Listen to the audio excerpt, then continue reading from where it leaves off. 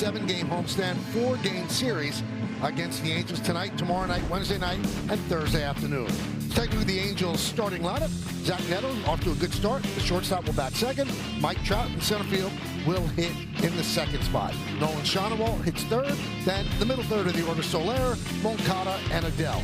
Bottom third of the order: Lowe, O'Hoppe, and Adam Frazier play second base, and he's going to bat ninth. And they are going to face Will Warren. This will be his fourth start. 1-0 count, 3.07 ERA, 14 strikeouts in 14 and 2/3 innings. Let's check out the Nissan Pitcher Scatter Report. Well, he's home again, third consecutive start in the Bronx, and that's a good thing. A 3.50 ERA career in Yankee Stadium and 5.3 ERA on the road. Left out, talking about the right-handed hitters, 4 lefties in the lineup because of his splits over his career. Lefties have much more success than the righties, and good and bad. This is crazy, Michael. 2024, career 8 runs he allowed to the Angels. But he had to start last year, career high 11 strikeouts in 6 innings. So maybe he was a quick learner. Here's the Yankee defense, brought to you by your local Tri-State Genesis retailers: Grichuk, Bellinger, and Judge. In the outfield, left to right. Infield, Rosario, Caballero, Chisholm, and Goldschmidt. That's third to first. Austin Wells behind the plate, and Giancarlo Stanton, the DH. Neto, he's ready. Warren's ready, and let's do it in the Bronx. Swung on and missed, and we're underway. Ryan Addington is the home plate ump. Ryan Wills at first. Lance Barksdale at second, and Will Little is over at third. 1-1. Angels come in at 8-8, and the Yankees are 8-7. A lot of times these players, because they're on the West Coast and because of their times, you don't really get a lot to look at. And Neto is a solid player. Really good year last year with 26 home runs and 26 stolen bases. It's only 25 years old, so you're going to see him in an Angels uniform for a lot of years to come. New manager Kurt Suzuki working with a 1-year contract. Very rare. Is that even legal, Michael? I mean, legal, it's legal if he signed it. We even get 1.5, right? 1-2. Neto has 15 runs scored. That's tied with Drake Baldwin for the most of any player in the majors. Has 5 home runs and 8 runs batted in. Let's check out the umpire scatter report, brought to you by your local Kia dealers. He's only had 7 calls challenged, 2 overturned. He's considered neutral in his 10th big league season.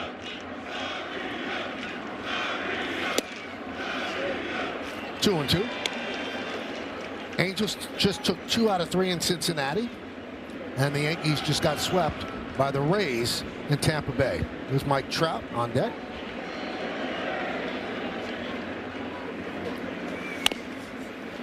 Nub foul.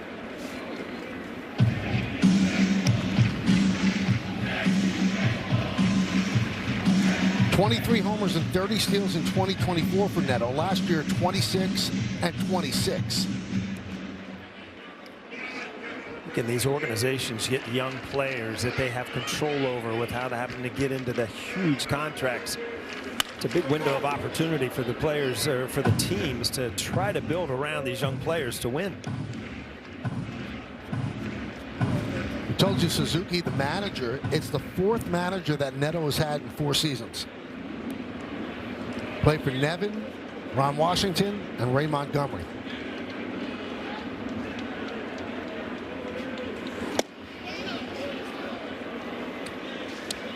The Angels have not made the playoffs in 12 straight years. This one was close. He was down, if anything, because that ball had a lot of the plate. I'm sure that hand almost went up to hit the helmet, but well, it was early in the game, got a strikeout anyway. 1 away. Well, he sets up right-handed hitters with so many good fastballs that he throws a good breaking ball. Definitely a good swing and miss pitch.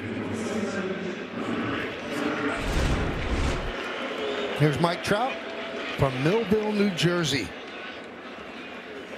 16th big league season. Paul, where's the time gone? He's 34 years old. He's going to turn 35 on August 7th. Yeah, it really is amazing. When I mean, that stat just kind of stuck at me today. I'm like, 16 years, really? I thought it was 6 or 7, but you can't put those type of numbers up in that short of time. 34 years old, as you said, 3-time MVP, 11 All-Stars, Rookie of the Year. I mean, what has he not done? Of late, just staying healthy, although last year he was able to play 130 games. I was reading an interesting thing, Michael, and the WAR is so important because it really tells you, what the player does for a team. And among center fielders, lifetime center fielders, he is 5th, only below Willie Mays, Ty Cobb, Tris Speaker, and Mickey Mantle, ahead of DiMaggio. I mean, it's amazing the type of things he's done on the field. Now you look at his batting average. Now you go 208, go home. But he has 15 walks, so his on-base percentage is 400.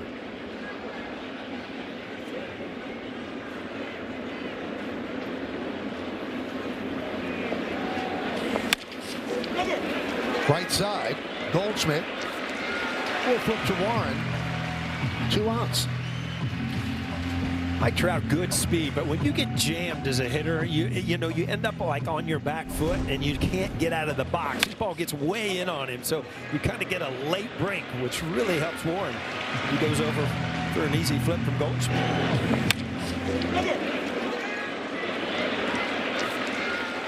Running well. He's had a lot of problems.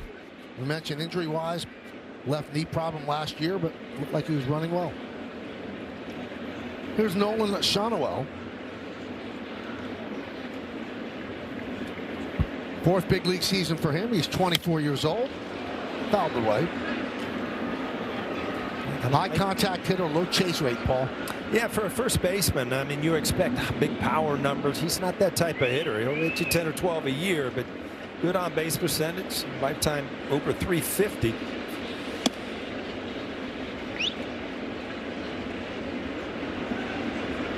Well, since his rookie season, top 10 in the American League in walk rate and strikeout rate.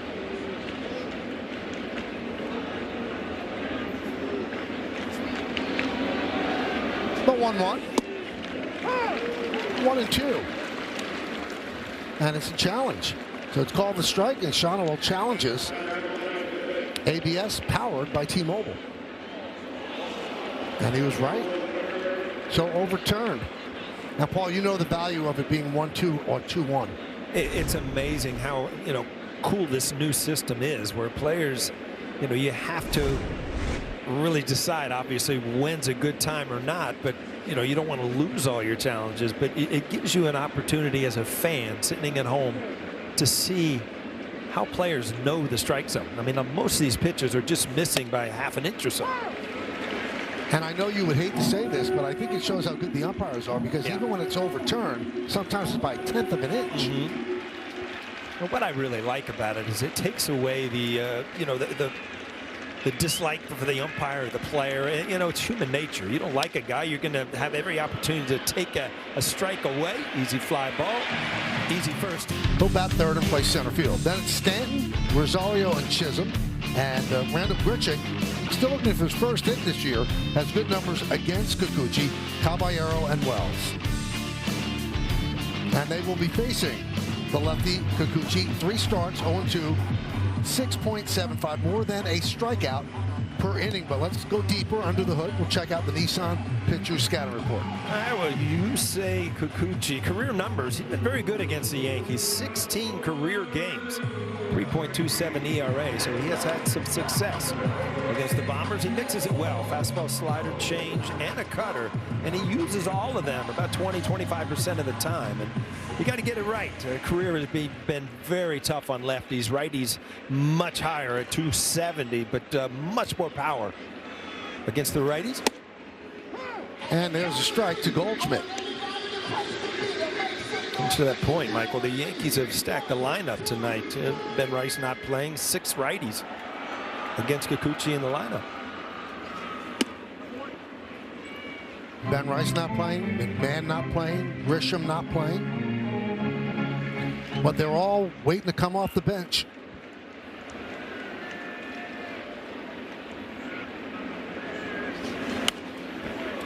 Foul back. You know, Michael, you and Audrey was sending me pictures as I was, trying to brush up and watch some games. I think it was all false. You guys look like you were in a ski lodge. It's beautiful out here. Gorgeous. I think you brought the sun. Be there? Yeah.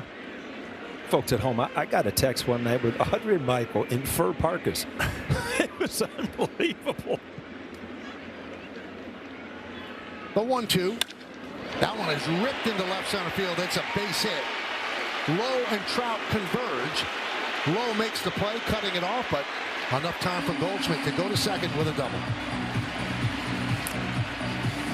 Well, nothing new here. Paul Goldschmidt can hit lefties. We saw that last year. Four-seam fastball kind of right there, and he just hammers it into left center field for an easy double.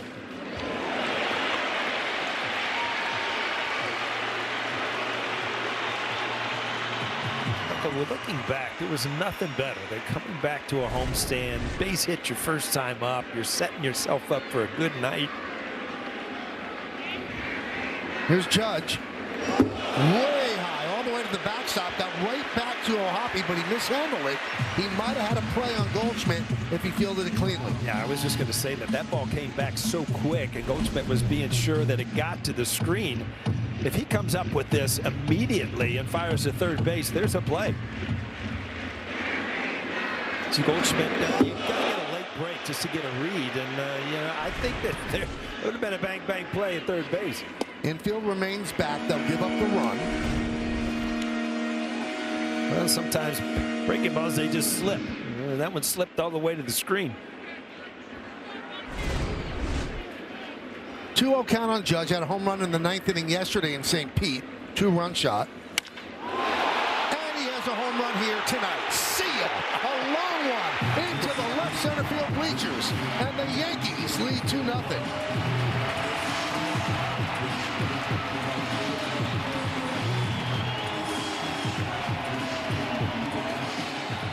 Goodness, Michael, did you see where that ball went?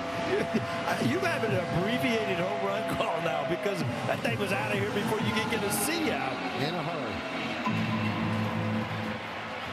Well, back-to-back good bats for Aaron Judge. 9th inning yesterday, 1st inning today.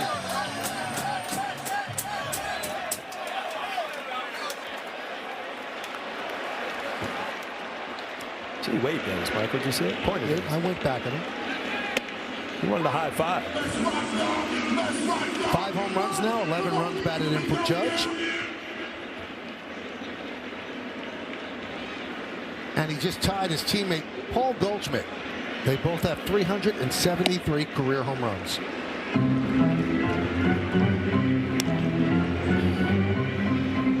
Obviously, Aaron Judge on his way to 400 plus. And the two active players, Michael, with 400 or more home runs, both in uniform tonight. You got Big G, and you got Mike Trout. Yep.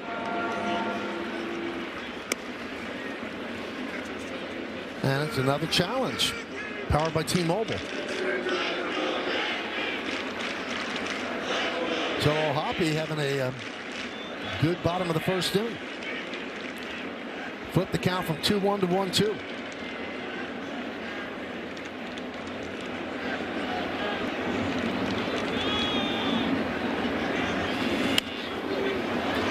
Foul away.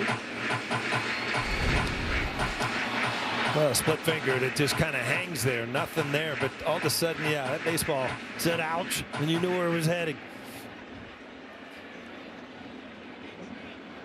456 feet. And it was 116 off the bat.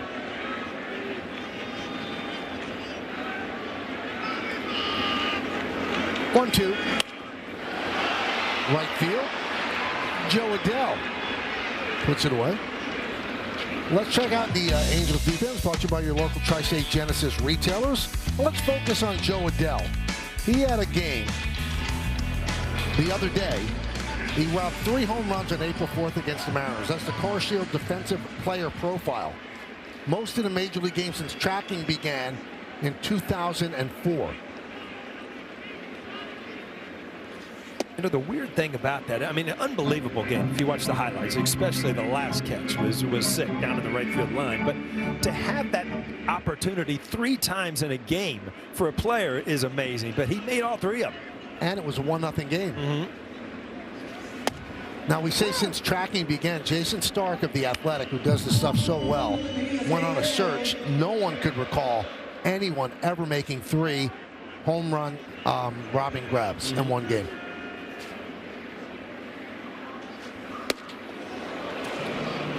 Two and one.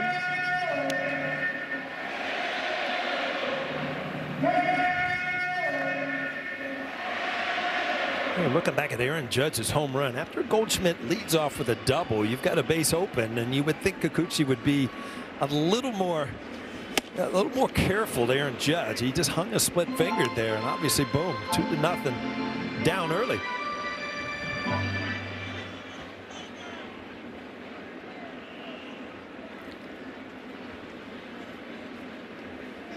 Lefty deals, and the count is full.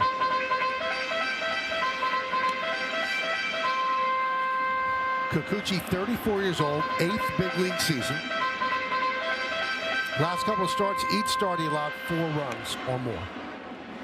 You know, it's amazing. You saw that ball in the dirt, and as a hitter in the old days, you would, tell the umpire, check it, check it. You don't even have to do that now. It's automatically every single ball that touches the dirt or the grass is thrown out of the game. Stanton strikes out. Let's take a look at the Adele catches. And these are legitimate. Those are home runs. No doubt about it. This looks like a replay here, but, back to back, you start to see some emotion. But this play right here, Michael, on the run, up into the stands. What a play. Who knows if he caught it, but he came up with the ball in his glove, right? What a game.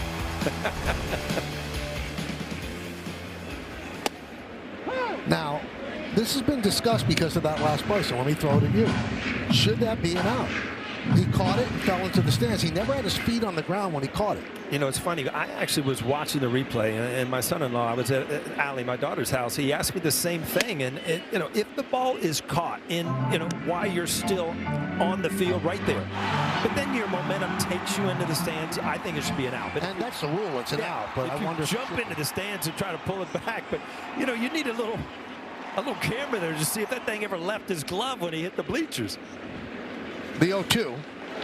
Oh, base hit for Rosario. He's had a good start of the season for the Yanks. He can hit lefties. Yeah, he's had some good at-bats so far for the Yankees. He's earned some extra time, obviously, because the Yankees struggling offensively, but he's going to get plenty of at-bats against lefties because in his career, this is what he can do for you.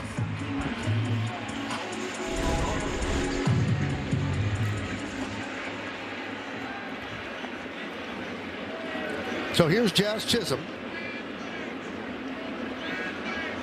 Still looking for his first home run. And I mention that because he's gone 15 games without a home run. The longest streak to start a season for Chisholm without a home run has been 6 games. So he's more than doubled that. I think Jazz is very proud of his home run numbers, and this would probably eat at him to try to get that first one out of the way, and then it kind of compounds itself because you start pulling off, you start trying to hit home runs, and that can hurt.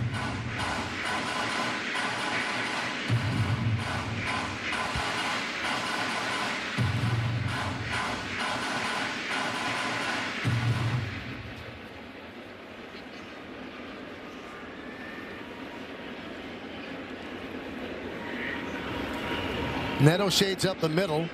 Moncada well off the line at third. Timeout is called.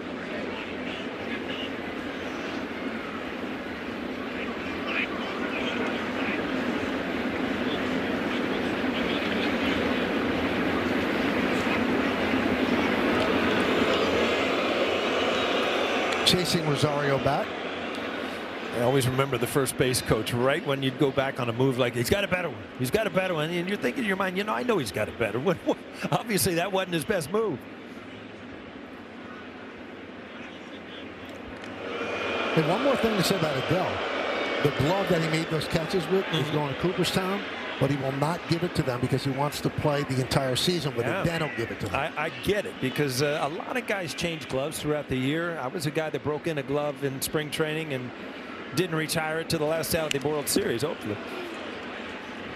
5 times got that far. And Michael, interestingly enough, defense was an issue for Adele when he first got to the league. He said he's worked very hard to improve that area of his game, and he credits Torrey Hunter, 9-time Gold Glove Award winner, who's now a current special assistant with the Angels, in helping him get there and being a big-time mentor. Now, coincidentally, Hunter was in the dugout in the ballpark when he made those 3 catches, and he was quoted as saying he almost passed out in that 9th inning after the last one. Meredith, where are you?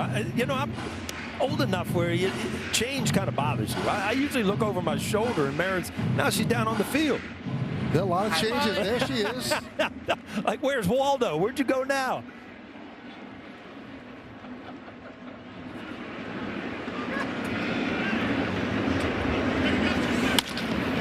Ground ball. Frazier. And that'll do it. But the Yankees get 2 runs on 3 hits. The big hit, that one. 456 feet into the left field bleachers. And one selected player hits a home run. Here are the featured home run odds for today's players. Randall Grichuk and Giancarlo Stanton. Randall plus 420. Giancarlo plus 350. You only get $70 more if Grichuk hits one and Stanton. Wow. Get that both. Oh. 1-1 on Soler. Well, production-wise, 211, not great, but 16 RBIs so far this year. Leads the American League up to a pretty good year as far as production. So Jorge Soler was right in the middle of a big fight. Yeah. With Ronaldo Lopez of the Braves. I mean, that was not your typical dancing baseball fight. There were haymakers being thrown. Yeah, and I understand Walt Weiss ended up part of it, and you know, he's like a WWF guy. Yes. So not a guy you want to mess with.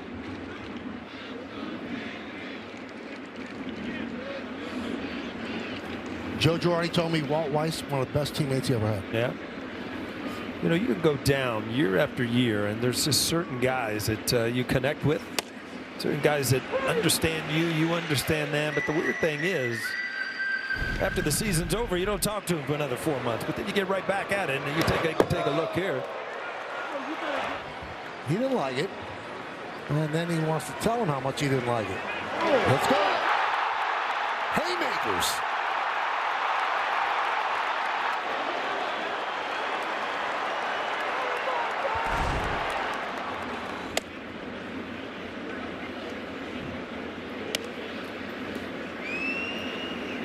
What's the worst fight you were ever in? The one with the Orioles? Believe it, at the major league level, yes. The worst brawl that I ever was in was July 4th, Mile High Stadium.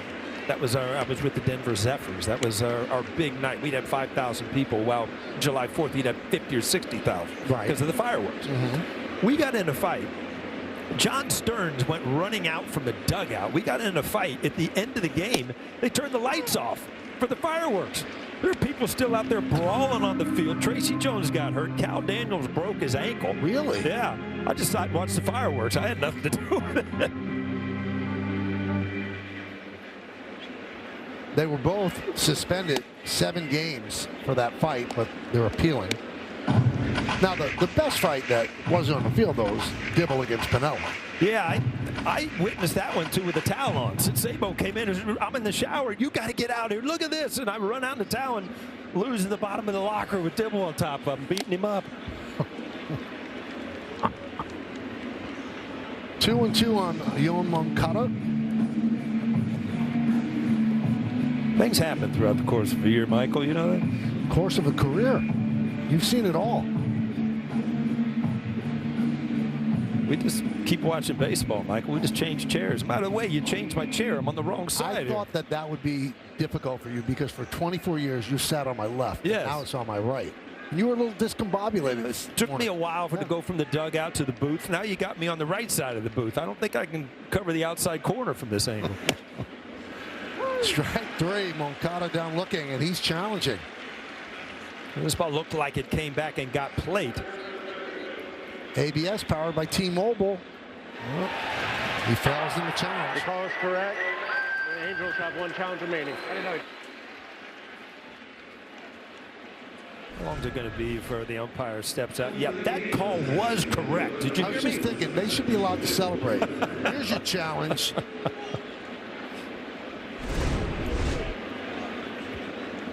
Here's Joe Adele.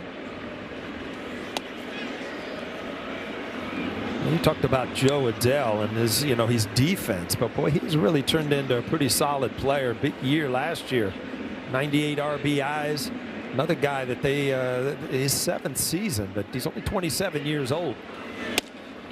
First-round draft pick in 2017. Yeah, 37 home runs and 98 RBIs last year. So if you can build on that and add your defense, you're looking at an all-star caliber player. So you're telling me, Paul, that when Adele's not rolling in the deep in the outfield, he's hit. Oh, it didn't take long before you threw something out there. Hello. 1-2. Upstairs.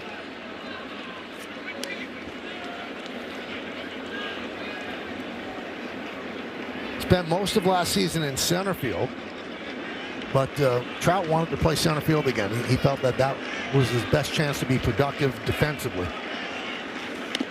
And that one got a piece of Adele, so he'll take first. I think it got a bigger piece of Wells. It looked like it kind of ricocheted off him. Wells is probably saying, I should get first base. I hurt me worse. Came out of his glove. Yep, all the way down. That baseball seems to have a magnet, doesn't it?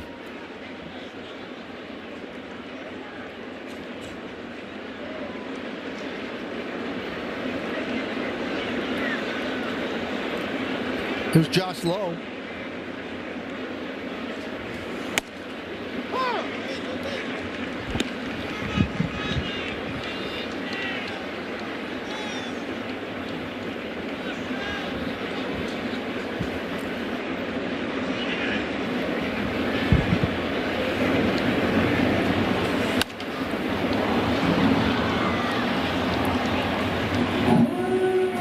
Always look at the score here. It's low, because both of them played for Tampa Bay. Now they're both gone, and now we can kind of decipher which right or wrong, but spelled the same. Right. L-O-W-E. One was Lau, one was Low. Never could figure it out. Well, this one's low. All right.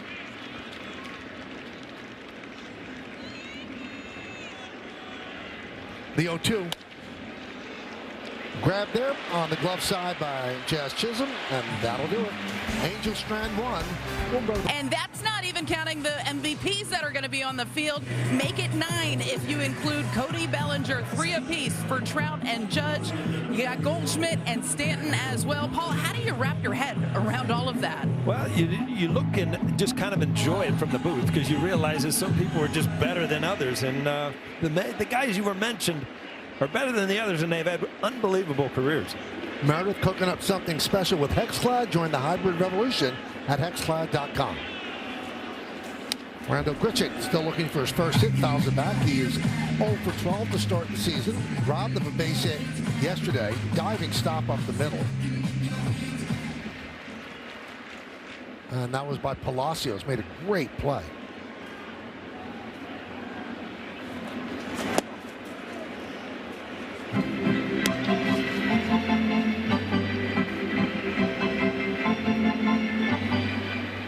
Those are borderline the old Chicago White Sox uniforms when they wore shorts. Yeah, that's way above the knees there, huh? Yeah, they look like culottes. All I remember from that year was seeing a picture of Ron LaFleur. Remember him? And he had the softball shorts on. There's another pair out there.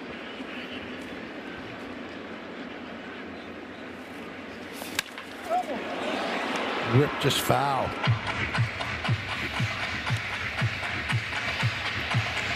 People used to do that to try to influence the umpire on the strike zone, but they've all been measured because of the ABS system. Doesn't matter where you wear your socks. A strike is a strike.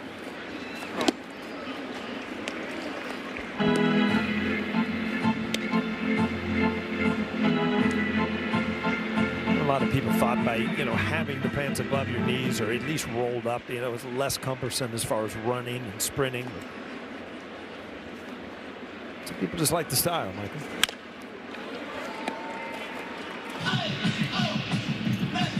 You didn't wear them that high, right? No, I was down by the ankles. I wore my socks high because we had to in Cincinnati, because we had to show a certain amount of the red stockings. But then, the pants got long and you almost got back. The stirrups went out and then you started wearing soccer socks underneath that were, much more comfortable. So Grichuk works a walk. He's on. And that brings up Caballero.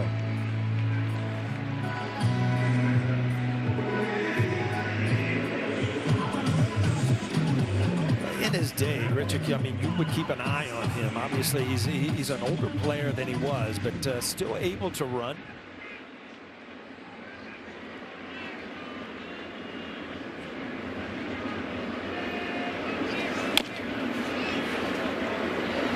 Fouled that one off his foot. Ouch.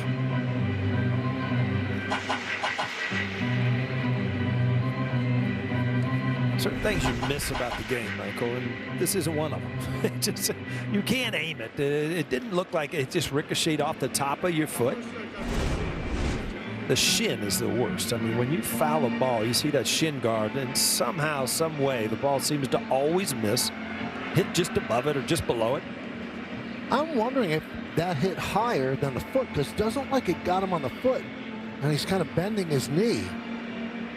Now he's manipulating his toe, so maybe it did.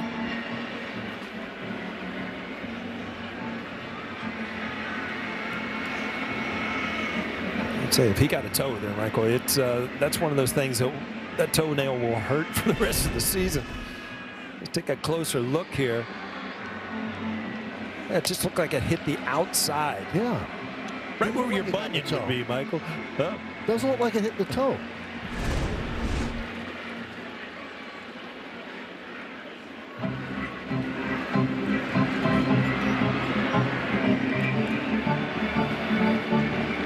Well, Logan O'Hoppe has caught 4 of 18 attempted base stealers for 22.2%. That's about his career average, 21.9%.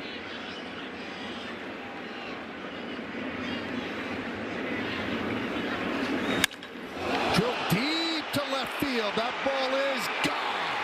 A bullet into the lower deck. A 2-run home run, and the Yankees lead 4-0.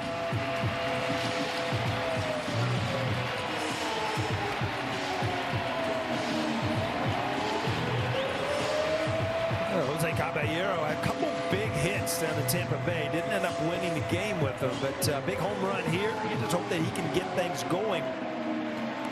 He's played defensively pretty sound. It's just that, you expect him to throw up some offensive numbers. And right there, that's going to add to his first home run of the year.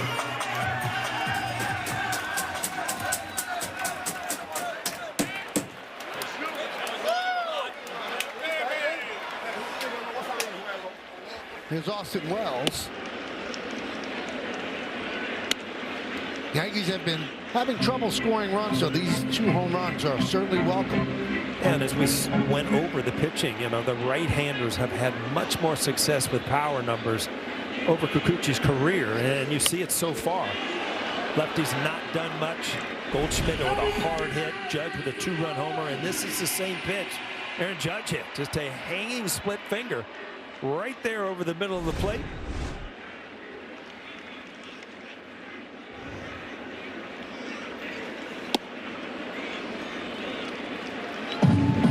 Two and one.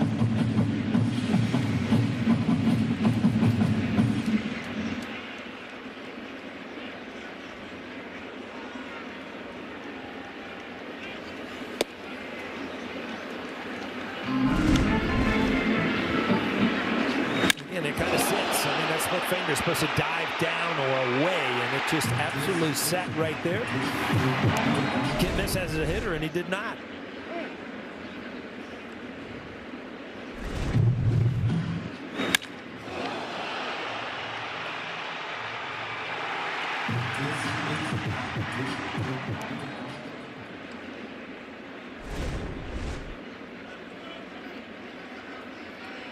The 2-2.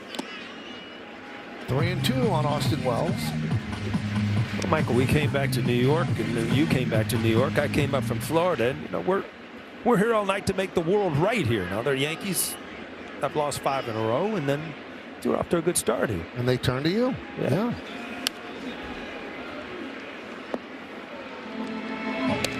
I think it's a Neil Diamond song, by the way. We're here all night to make the world right. Where'd that come? I think it's Cracklin' Rosie. How's that for you? Wow.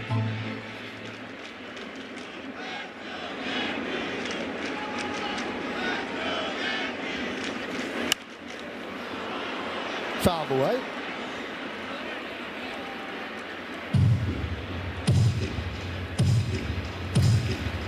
Wells had his first home run of the year in the Rays series. That was his only hit in the series, 1 for 9.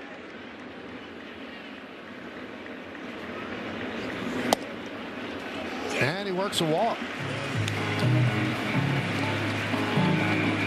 Well, let's check out one of tonight's player props, brought to you by Bet365, where winning is everything. Paul Goldschmidt to hit 1 or more home runs, plus 390. Now, if he had that bat in before his first at bat and he hit a home run, does it count or does it start from now? It counts. Oh, okay. Yeah. Because he waffled a double already. Just missed. Drops a changeup in for a strike. It's going to take, I would assume, some getting used to for Goldschmidt. His playing time is not going to be what it has been for most of his career. Because in a usual year, starters that face you that are left-handed might be 25%. And there's been some games where a lefty started where he has not played, because Ben Rice, the everyday first baseman. So it's going to be a little bit of an adjustment for Goldschmidt to stay ready and come off the bench. Well, this is where you have to realize where you are in your career. And we've gone over it. Here's a Hall of Fame type player who at this time of his career has got to be satisfied with the playing time that he gets. And he has not complained. He hasn't said a word. And obviously Ben Rice's start, the way he's hitting the ball, is affected Goldschmidt in the sense that Rice has got to be in the lineup for the most part. Swing and a miss. Goldschmidt for the first out.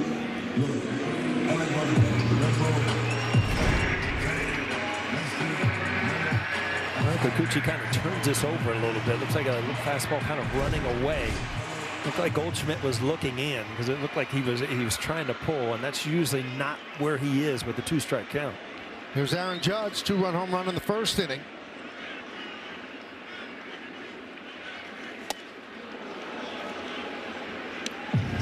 Oh, 0-1. Well, it's been off speed. He hit the split finger up in the strike zone for a 2-run homer, and there starts him off with a changeup, which you get that movement down and away. Much different pitch.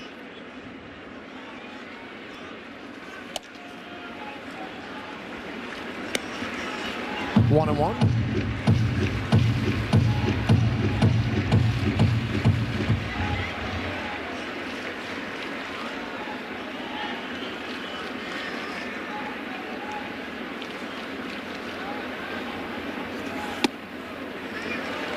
Two and one on Judge.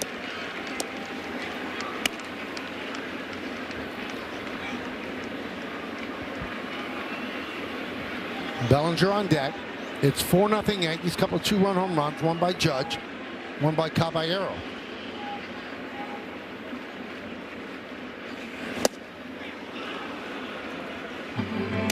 Check out Judge's 5 home runs this year and the exit velocity presented by Spectrum. 109.1, 102.1, 101.2, 108.9, 116.2. The one tonight is the only one that's not at a radio station. Yeah, exactly.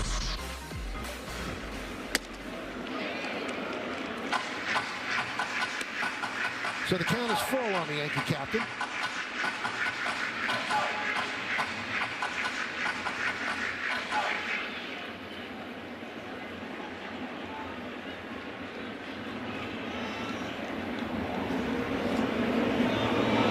Just steps off the rubber to chase Wells back.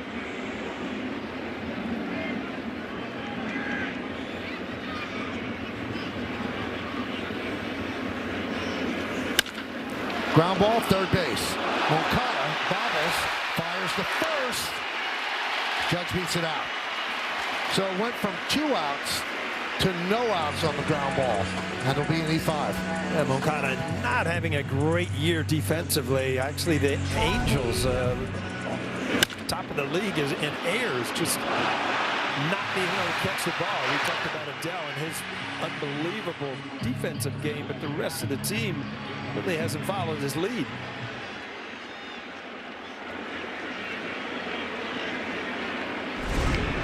There's Bellinger.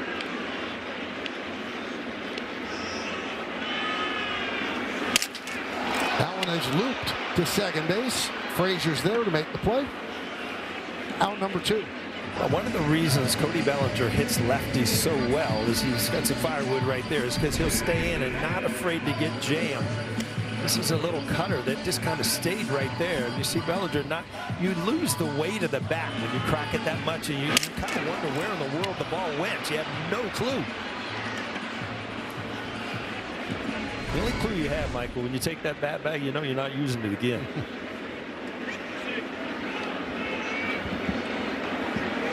So here's Stanton, 2 outs, 2 on. Yeah, big at bat right here for the Yankees. A great matchup for Stanton. Up 4-0. You could really put this out of reach.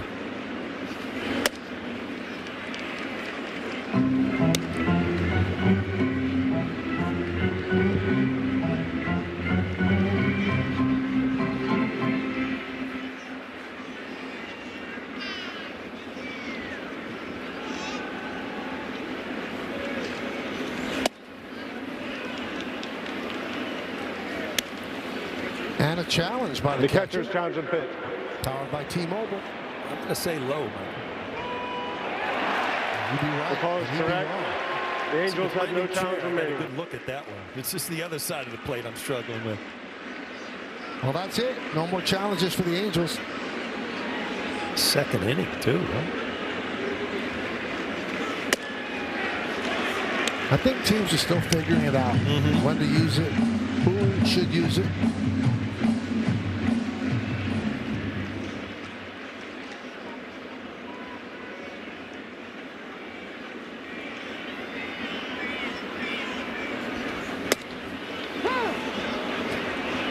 And I think it's been a great addition to baseball. Everybody I talked to, including you, Michael, like the idea. And I also like how quick it happens. It's not like a 5-minute wait to see, where it takes the rhythm out of the game.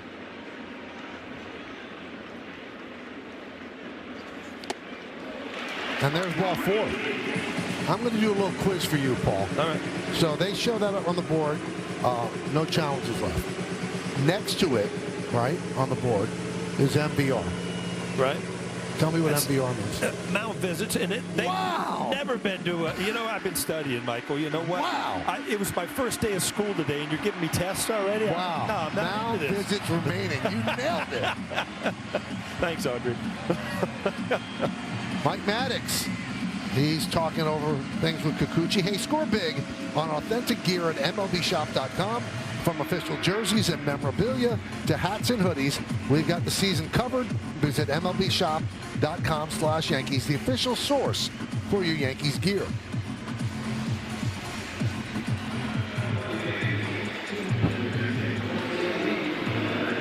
Here's Rosario, singled in the first. Bases jammed. Wells at third, Judge at second, Stanton at first.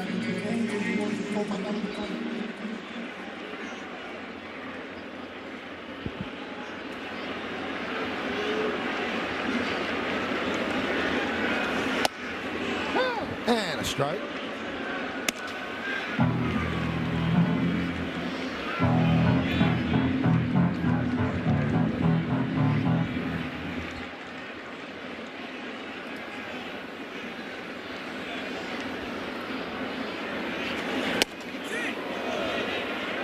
Did he go? No, he did not. Said Ryan Wills. Well, again, you just feel like for the Angels to be anything involved in this game, this at bat is going to mean a lot.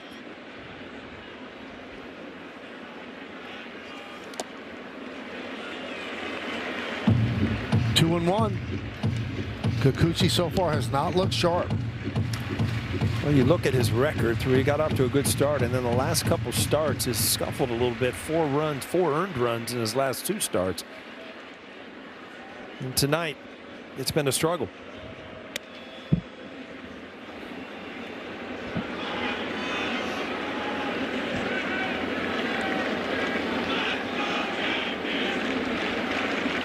The 2-1.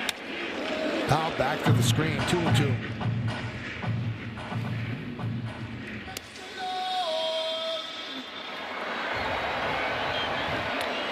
"37 pitches so far here in the 2nd inning, and nobody up." I think somebody's just starting to get loose now. Yeah, out in the bullpen.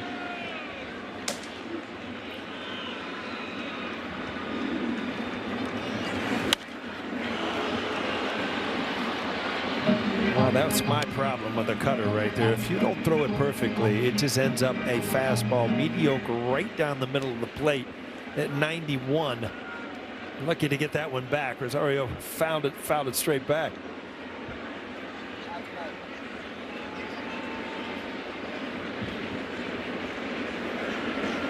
Two. Driven into center field and deep. Trout back, still back. He has room, and he makes the play for the final out as the Yankees leave the bases loaded. But there was some pain in this at bat. There, the ball hurt him. Nothing as we go to the 3rd, and Logan O'Hoppe will lead off.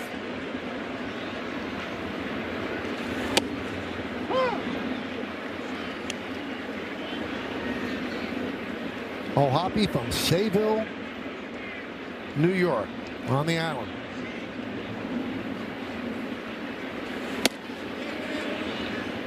He goes around.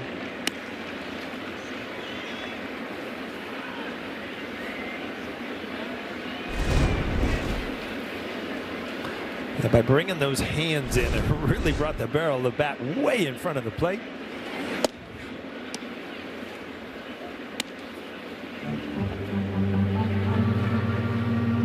Another guy that they're anxiously waiting his offense to kind of turn around. Hit 20 home runs a couple years ago, 19 last year. So far this year, nothing. So, you know, he's a good, solid young player. You remember a few years ago, Michael, he had that big injury here in Yankee Stadium. Yep. Tore his labrum.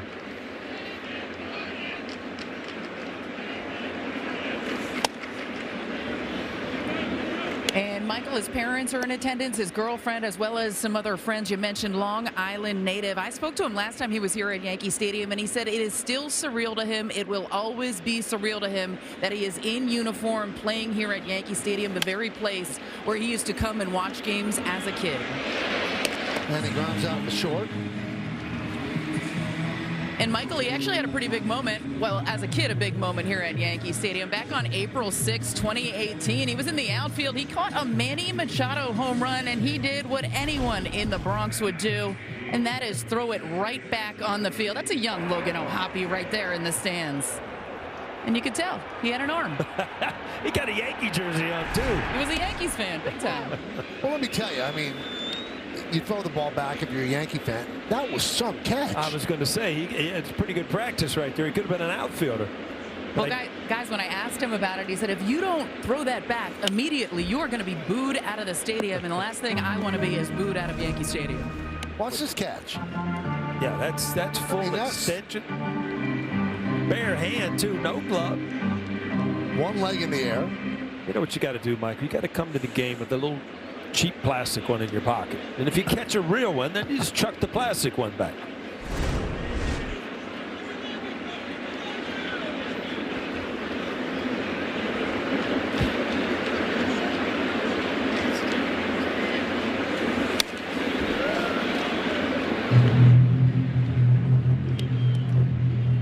I remember walking down the tunnel that night when he had that injury, and he was speaking of his parents being in attendance tonight. They were in the tunnel, and it actually came up to me. I was talking to him, and it's just, they were in shock just to see their son, you know, knowing the type of injury and the rehab that was involved. But he's all the way back.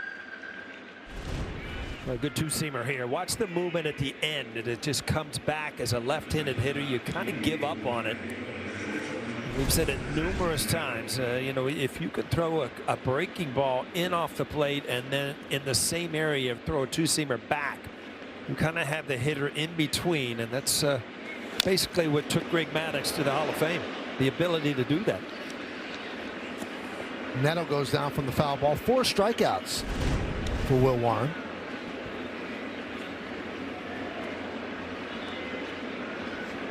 Yeah, such a tendency with that two-seamer rolling back in to get on top of it and just chop it down as a right-handed hitter.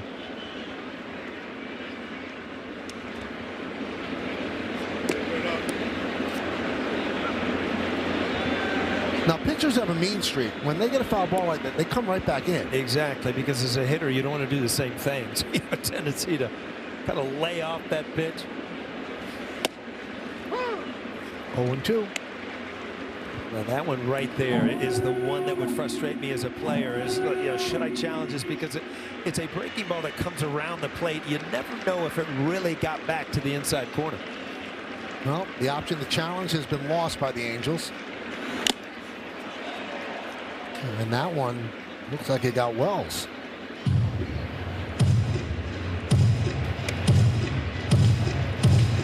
Well, Michael, this is a question. Umpire knows the challenges. The piggy bank's empty. Now you can call whatever you want, right? You're not getting challenged anymore. There's a possibility. I mean, human beings, right? Strikeout. Well, I've been holding a baby about that size a lot recently, Michael. My daughter had another baby. Got a month old. Little Nevy. Named after your wife? Yeah. Very nice. Congratulations. 5 times over. 2 more on the way. It's just unbelievable. They'd say it's the water, but they say the water's better in New York, right?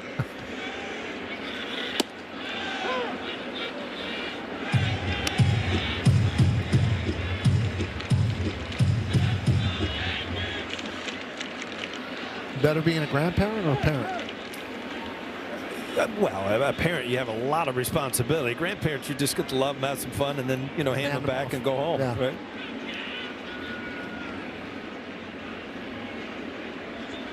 The 0-2. 1-2 on the Jazz. Chisholm, Grichuk, and Caballero here in the bottom of the 3rd against Kikuchi.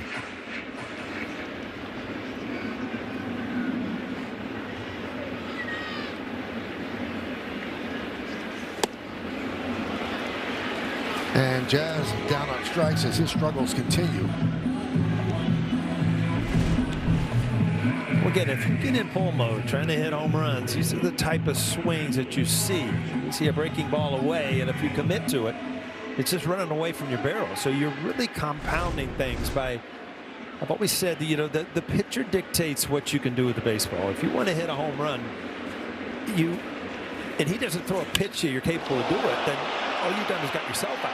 Grichuk hits one deep to center. Going back is Trout. Leaps, and he makes the play.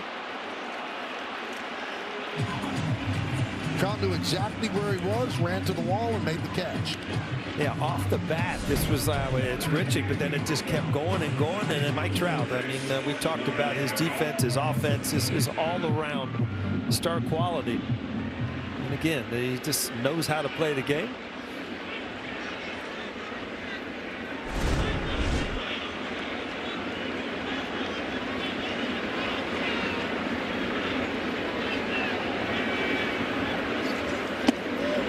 You know, it's amazing when you look back, what, at 2000, was it 16 or 18 when Ohtani was there?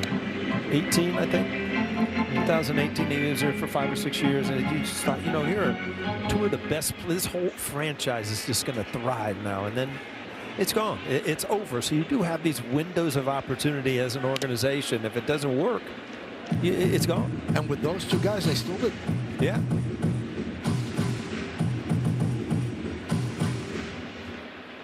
Well, if you look at that, I mean, teams are going to beat an all-around good team, good solid pitching, defense, hitting is going to beat a couple stars on the other side every single time. That's called the batter sounds in the call. And Caballero is going to challenge. ABS powered by T-Mobile. And he's right. The call is overturned. 0.4 inches. Yeah, who can blame a guy for that close, right? Yankees still have their 2 challenges.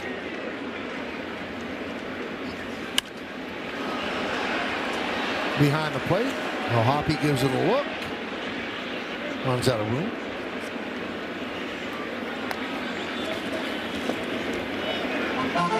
You think he would like ABS? I certainly would, and I was kind of mentioning it first inning when we went to break, is it takes away the the animosity of the umpire, the player. If a guy's, I'm fighting with the guy, like you said, he's human. He's going to call a pitch against me, and if I don't like him, he doesn't like me. Then it takes that away. There's a plate up there for a reason, and if you have the ability to challenge, at least you're getting a fair deal up there. Adele runs it down. We go to the 4th inning.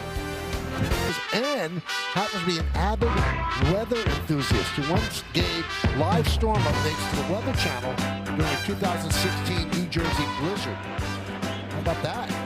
Thought I was a meteorologist around that. There's the wind thing. How about that? How about that? No, you got me. You're getting me sidetracked here. 0-1 on Trout. And a strike. Was there anything better, Michael, growing up there? We had Saturday morning cartoons, and then This Week in Baseball with Mel Allen. Oh yeah. I mean, what a great way to start the weekend, huh? Grounded sharply and off the glove of Caballero into left field, allowing Trout to reach. You can tell. I mean, it's my fault. He kind of olayed it, got to the side of it, and it just ran right off the thumb of his glove. Just did not glove it. It looks like by getting to the side, it took him out of the rhythm of the play, and it just kind of reaching for it, was not able to adjust to it at all.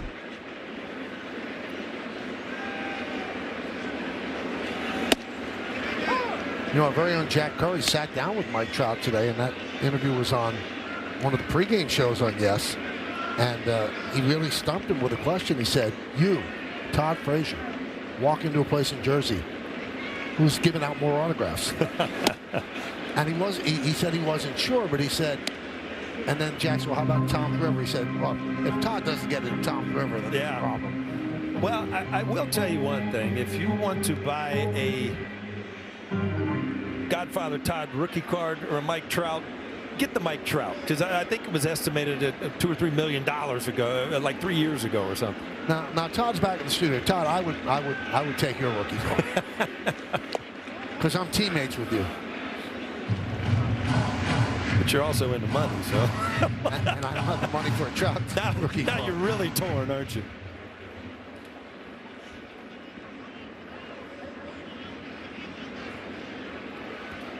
One and two on Shonowell.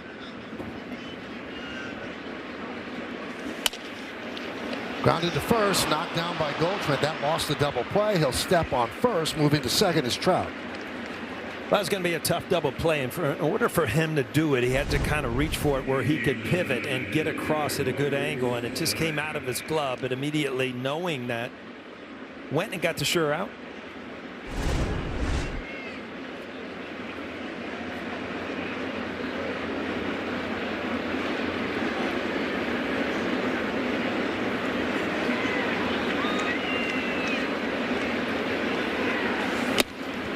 So I just got a very interesting text from Todd Frazier. Yeah. He said, "Tell Paul to go kick rocks." What do I get for that?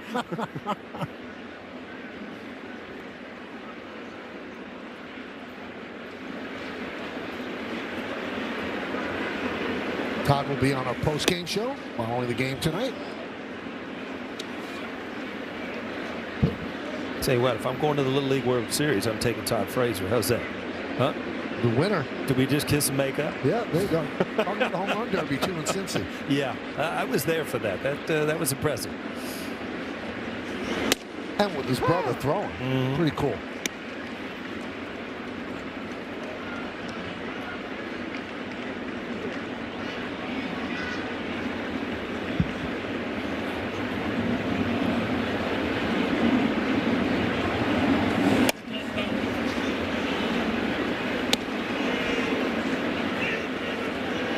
On Soler, struck out looking, That was in the second inning.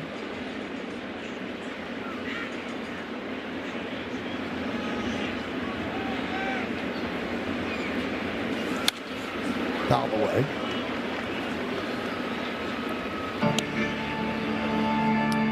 Soler made a point to run more during the offseason. Said he hadn't been ready to play as much outfield as he did last year.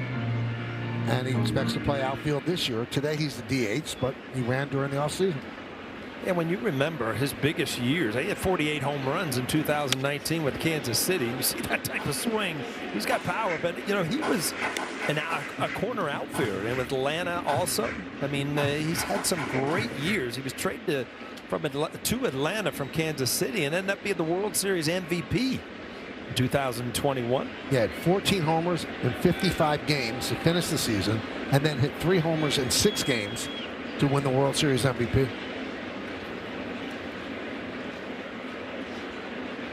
I think that last one he hit in Houston. Still going. Yeah, I don't know it's landed yet. Went over the tracks, left sight, and we just gave up on it. Line drive. It is a base hit. Down the left field line into the corner. That'll score Trout.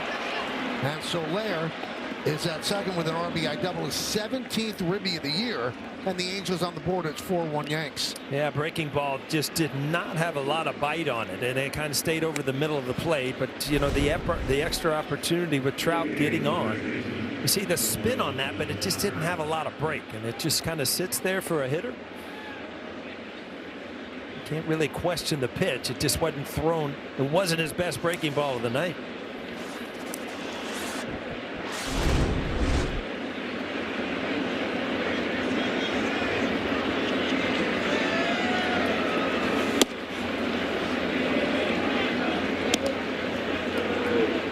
One and 0.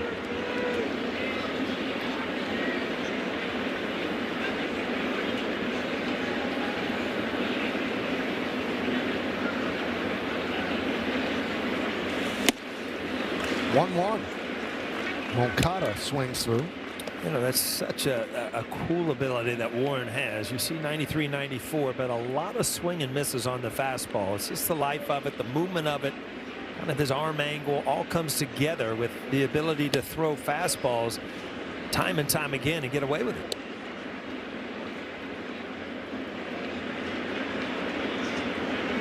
Pretty high pitch count for Warren. He's only allowed 1 hit, but he's about to throw a 70th pitch in the 4th inning.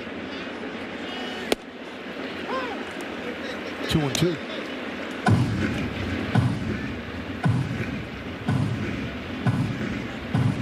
He has been sharp. He did make the one mistake with the breaking ball this inning, but other than that, he's had control of all of his pitches. So it's amazing to me that his pitch count would be that high. And that's a pitch right there I think is going to make or break him as far as getting lefties out. And that is just a great changeup. Watch the movement at the end. You see the circle change, and then it just dives down and away. You saw Kikuchi earlier kind of hang those breaking balls. All of a sudden you see the strikeout by the movement down and away. That's the 6th Yankee strikeout, brought to you by your local Tri-State Audi dealers.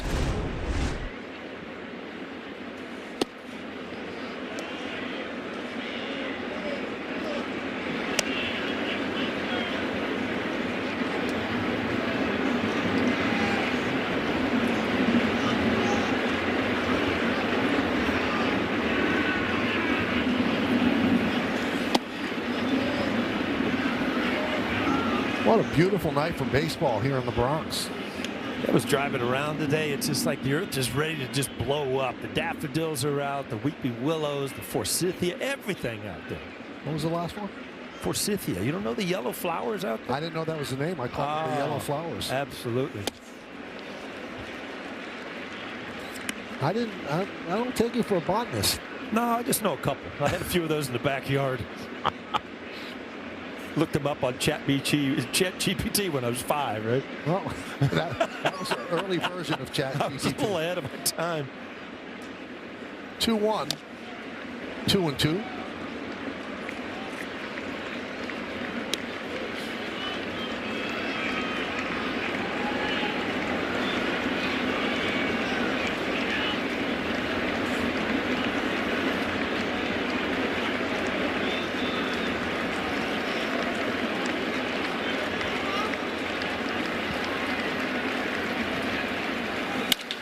Line drive, it's a base hit.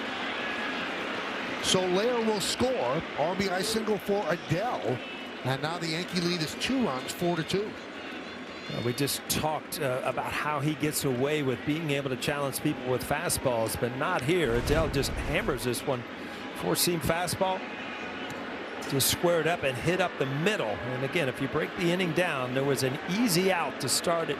It was not made. Now the Angels right back in the game.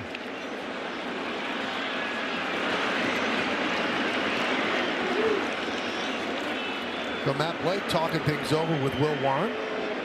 That's the 7th RBI for Adele.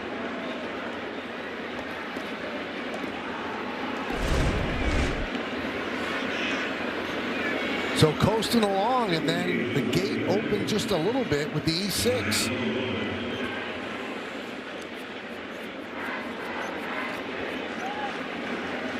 And because of that E6 and then the strikeout by Moncada, these 2 runs are unearned, but you know what? They count. Well, they count about in the pitch count, too. That's the thing. Extra pitches, stressful pitches, and runs on the board.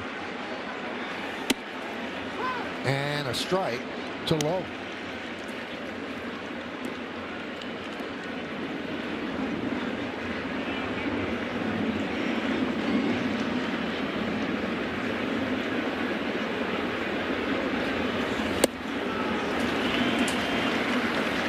Again, you talk about the splits and against the righties and the lefties. That is going to really give him the ability to get outs against lefties if he can continue to throw that changeup down and away, breaking ball in off the plate, and show him the fastball.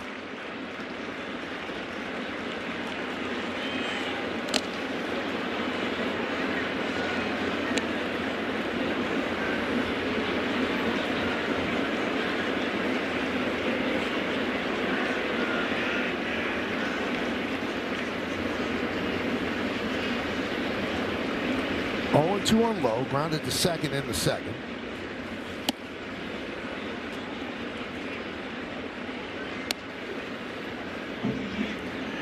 About to throw his 80th pitch. Yeah, looking at the bullpen on the way to the ballpark. I mean, obviously with 80 pitches here in the 4th inning, you're going to be in the bullpen, and the Yankees in pretty good shape. There's 3 consecutive changeups, and in the hitter's mind, he can't throw another one. He can't throw another one. They did, and that's why backing up pitches is so important for pitchers. This is the 7th straight game of 13 straight without an off day for the Yanks. So they've gone to the bullpen a lot. 1-2. They're really making Warren throw strikes. Well, we're at 4 and counting now. That's 4 consecutive changeups to a left-handed hitter. Looking for a big out here with 2.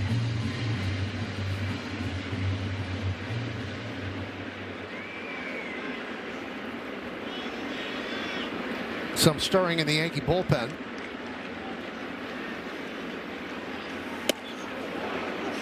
Two and two. It looked like he tried to throw that 2-seam fastball and bring it back to the inside corner. As a lefty, you're going out to cover that changeup, but he just tugged it. Got it way inside. You see Cruz getting loose out there.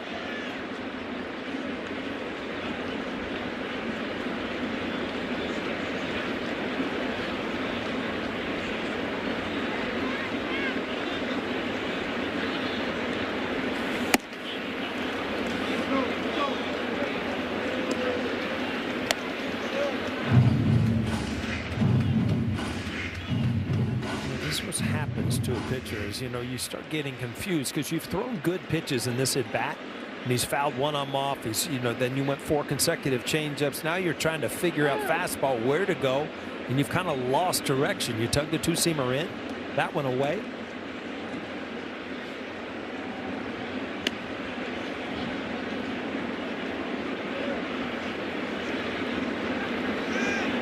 Adele will go from first. Goldschmidt backs up. 3-2. Popped up. Rosario in foul territory, but in the seats.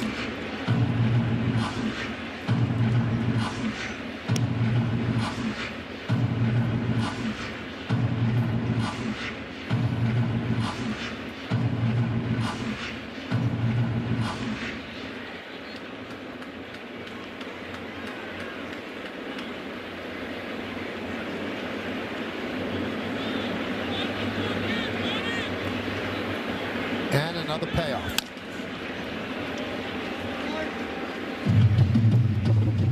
You're talking about an at-bat that just wears out a pitcher. He probably figures this might be my last inning, but how do I get out of this? I've shown him everything I have. Next pitch is going to be the 10th pitch of this at-bat and the 34th pitch of the inning. Yeah, that's pretty demanding for a starter. Another foul ball. Again, Rosario gives it a look. 3 rows back, maybe 4.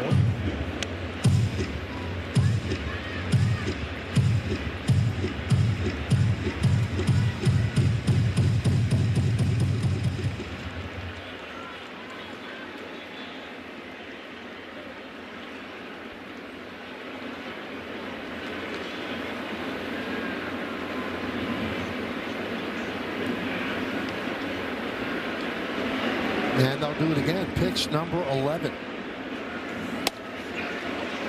And he walked him. Well, that's just a grinding at bat right there by Lowe. He just wore him out. He didn't know where to go to get him out through changeups, through curveballs, sinkers, and then just finally missed 3-2.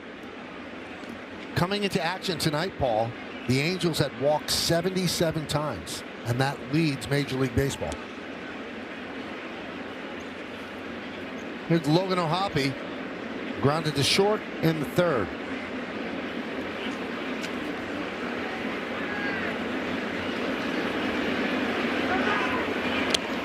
No one was covering. No one feels worse about this inning than Caballero. We don't know how the inning was going to progress, but you know, an easy out with Mike Trout, and you should be out, you know, with 1 out in your pocket, and that wasn't the case. And a strike.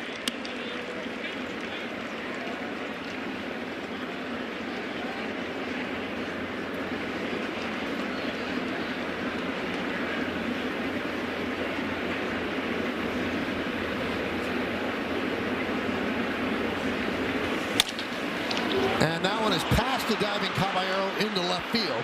Adele's trying to score. The throw is not in time. RBI single for O'Hoppe. And now the Yankees are up 4-3. Again, these have been some good at-bats and some hard-hit balls for the Angels.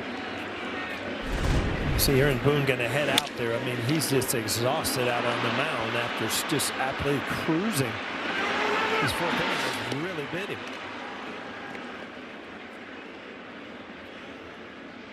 Well, Boone's going to take the ball. He'll call on Cruz. Frazier is coming up. Your lucky play. Looking into Yankee Stadium, where Fernando Cruz is taking over, trying to keep the Yankees in the lead as the Angels knock out Will Warren. This will be Cruz's 8th game. Those two pretty impressive entertainers, directors, Spike Lee and Billy Crystal. Pretty avid Yankee fans, too. Somebody's saying, Spike, you're on.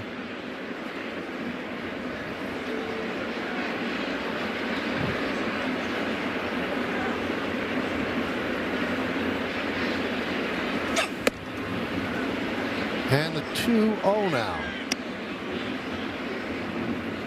Frazier struck out looking in the 3rd inning against Warren. So it all falls apart here. Warren had not allowed a hit going into this inning. And then Caballero booted the ground ball by Trout. And the floodgates have opened.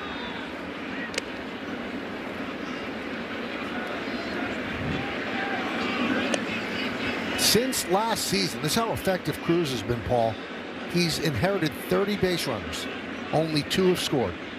That's 6.7%. That leads all American League relievers. Yeah, behind in the count here. When he gets ahead, I mean, that split fingered is such a weapon. That's a problem. If he can't throw strikes, he can't get to a good count to put people away with that split finger.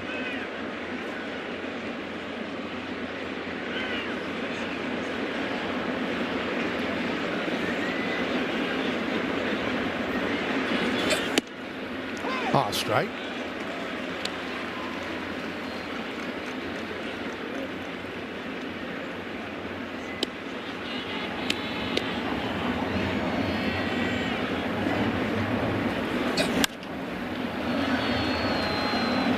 And the count is now full. Take a look at the Yankee bullpen budget, brought to you by Citizens. Make sense of your money with Citizens. They don't like to use a pitcher 3 times in 4 days, so you can figure out who might be available. And there's a walk to load the bases.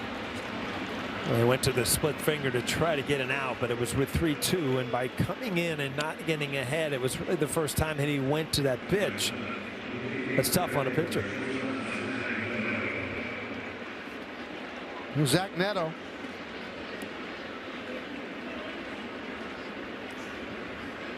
Zach Neto off to a good start home run wise. He's got 5 home runs, 8 RBIs to this point, so in a dangerous at bat here.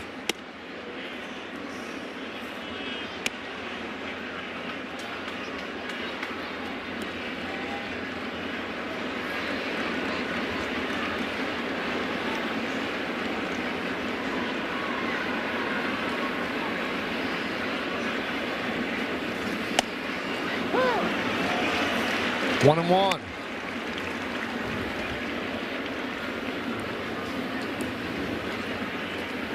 Angels 8-8, Yankees 8-7 on the season. And he's telling Cruz, you've got to address the batter. And Cruz touched his chest and said, my bad.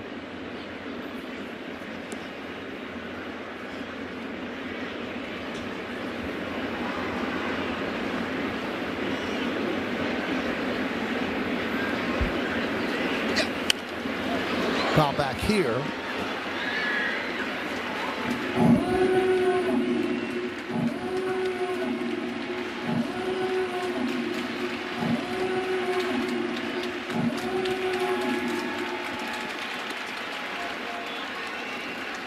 Now he's got some room to play with the splitter, get him to chase. 1-2 count.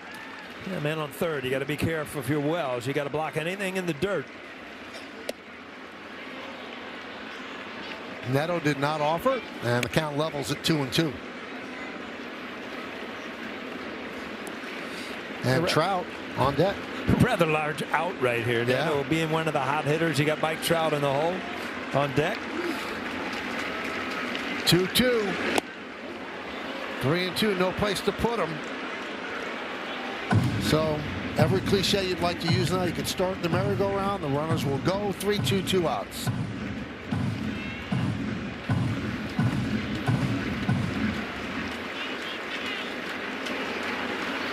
He's not been able to throw that split finger for a strike, so I think you got to go back to something hard or possibly the slider. Runners go. Grounded foul. Boy, they're going to have Yankee pitchers combined throw about 50 pitches this inning. Well, again, not his greatest slider, but a 3-2 pitch. You know, you want soft contact or a strikeout, but the Angels have really battled every pitch this inning.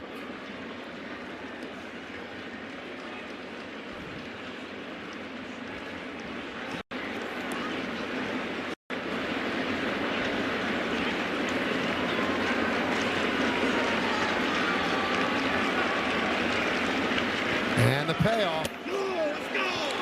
And he walks in a run, and the game is tied at 4. Well, again, he's so accustomed to getting strikeouts with that split finger, but you know, he has not been close enough to the strike zone for these guys to be tempted. And he got the foul ball with the slider and went back to the split finger, but was not able to get a swing.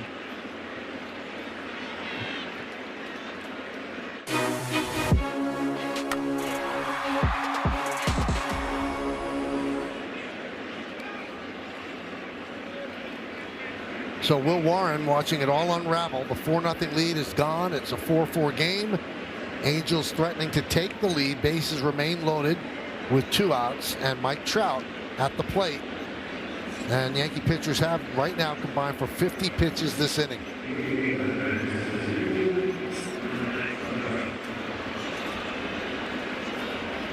Trout started the inning. Routine ground ball to Caballero, which he booted. got on base, and now he's the 10th batter to come to the plate.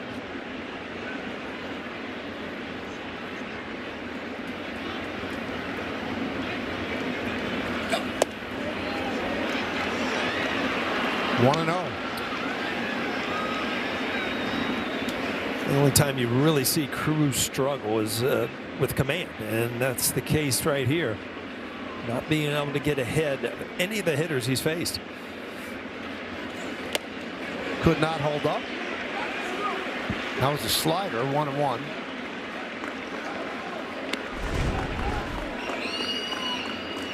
Again, this is a check swing, but it, again, a slider completely out of the strike zone. Like Mike Trout guessing fastball.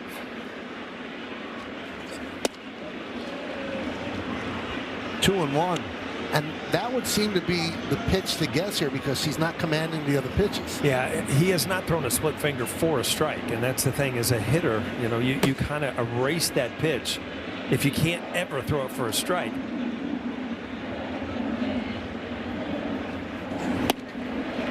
Three and one. See Bird up in the bullpen.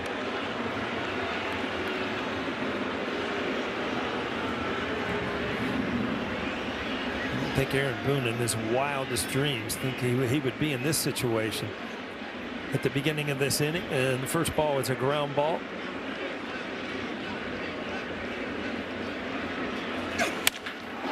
High fly ball. Left center. Bellinger back and makes the play in front of the wall. That close to a grand step. Could be another live session or a rehab assignment. The thought was he was always going to come back maybe by the end of April, beginning of May. Paul, quick quiz. In actual time, how long do you think that half inning was? Yeah, half an hour or so. Huh? 28 minutes. 28 minutes. Yep. Oof. Austin Wells will lead off, so they pick up Kikuchi, tie the score. If you did the math on that, so a half an hour per inning, that'd be an hour an inning. That'd be a 9-hour game. Yeah, beyond man. We'd have to call in the reinforcements here. Yep. Todd Frazier, head on down. Get a couple innings in you. Fly ball shallow right. Going to be a long run for Adele. One out.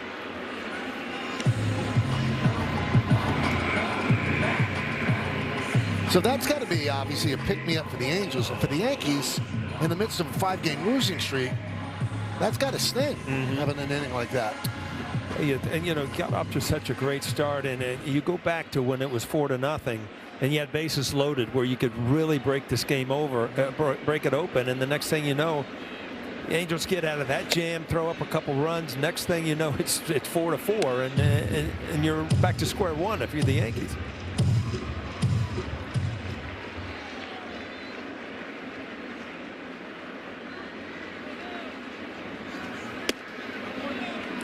Two and on Goldschmidt. He doubled in the first inning, came around to score on Judge's home run, and then struck out in the second. And if you're Kikuchi, I mean, that's like a rain delay right there. A half an hour sitting on the bench. 3-0. Last thing you want to do is walk the batter in front of Judge. James, are the walks up this year? And you think it's because of the ABS? Let me get you some quick info here, Michael.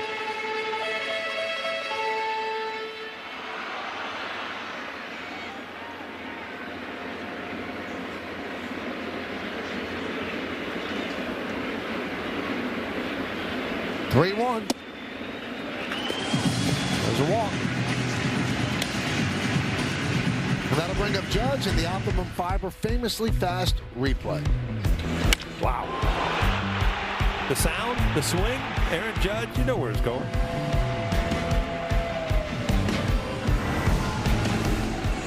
Well, he's not going to face Kikuchi. As the Angels will go to the bullpen, they'll bring in Anderson, one of 6 righties in the bullpen. Kikuchi is done. Orioles for you, Yankees? And the answer to this question, today's a special day, too. I know that answer, too. I saw the game notes. Absolutely. Sean Anderson takes over for Kikuchi. The night it was raining candy bars. That's your hint there, Michael. How's that one? And a strike to Judge. We had a Name That Yankee over the weekend, Paul. It was a 12. The highest. 12? Yeah, a 12. Where's the scale go? I thought it stopped at 10. It does. Somebody put their thumb on the scale. I still want to get back to No Neck. That was the best one of last year. Walt No Neck Williams.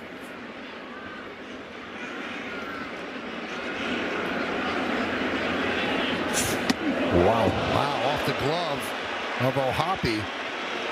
And Goldschmidt will take second. I think Judge was too thrilled with that.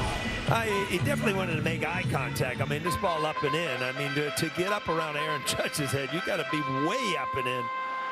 As a hitter, you know what? If you can make eye contact, you can usually tell what the intention was there. Yeah, he doesn't look away for a while.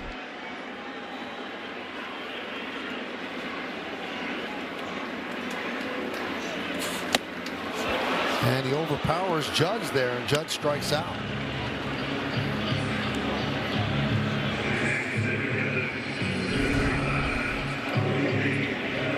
A little cut fastball kind of just runs away. Aaron Judge right on it, but just underneath the ball. I think he had a little extra hit there to hit it even farther. Bellinger takes the ball 1-0. It's a breaking ball, Michael. I still refuse to throw sweeper in my vocabulary. It's a breaking ball. Breaking ball's a breaking ball. You know what? I got your back. I said it once this year. I was ashamed. Shit, I like it. You admit your mistakes, you know. Yeah, I don't know why I said it. Tim Hill. Getting ready for the Yanks. Runner at second, 2 outs. Strike.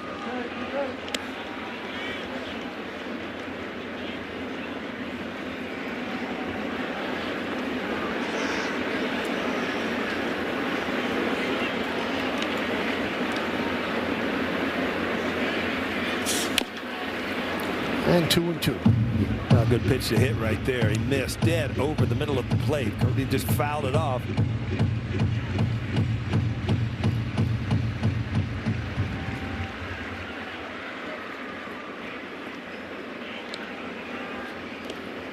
Two balls, 2 strikes, 2 outs. Grounded to Frazier, to Shonwell, and that'll do it. Yankees strand 1 to start the 5th inning. And he deals to Shonwell, up and in, 1-0. So Anderson, who got the assignment after Kikuchi got taken out. Ground ball. Nice play by Jazz. And he gets Shonwell for the first out. He's got a flair for the dramatic and getting big home run hitting guys. He struck out Ohtani to end the game, struck out Cal Raleigh to end the game, and then he strikes out Judge. Well, you talk about good defense right there. Jazz Chisholm, and he's so athletic that you see times where you think he could be the next absolute superstar at second base, and then all of a sudden something will come up where he almost loses concentration. And boy, he has all the tools, no doubt about that. There's a strike to Jorge Soler.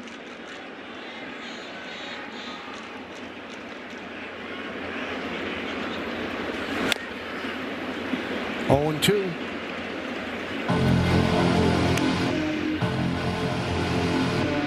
Yankees going to use a lot of relief pitchers tonight. Remember, no days off this week.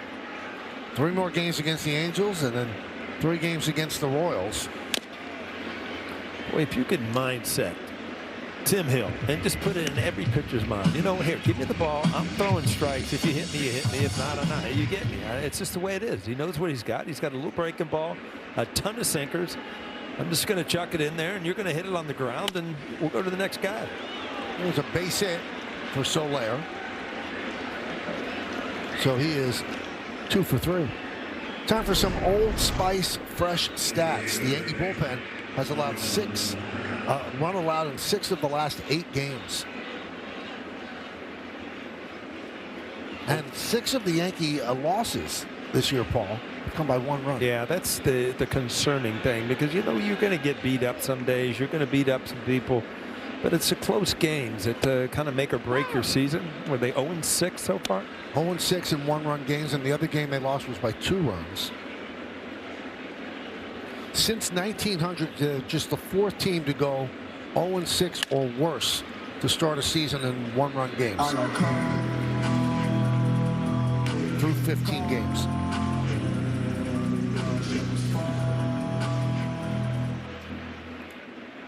So you take out the 1-run games, they're 8-1. Line down the right field line, foul. Judge is about to make a friend, I guarantee it. Friend. Forever. Oh yeah.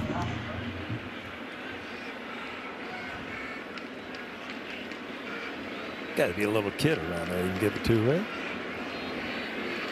Everybody has to make their own decision, Paul. Ground ball. Diving stop by Caballero. Gets up, fires. Not in time. Moncada beats it out. Infield single. Wow, good job keeping the ball in the infield, but or play at second or first. You would think his only chance is to get to second base, but too good a jump. He just went on to first base and just no chance.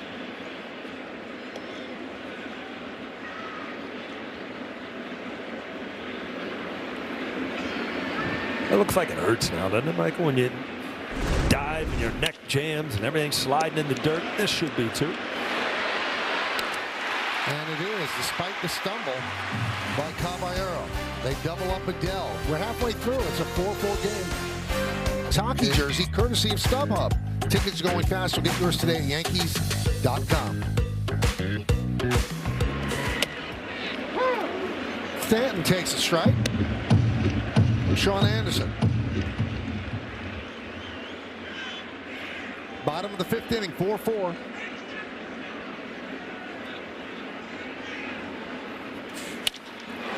Driven into center field. Trout back, still back, on the track, turns. He's going to play it off the wall. It gets by him, but Stanton's at second with a double. He just hit a P out there. I was just sitting here. Mike Trout got a good jump, everything, but the reason he didn't catch this ball because it's a line drive. It's a 408-foot line drive off the top of the wall. Whereas a center fielder, you have no arc on the ball. The ball just beats you to the wall.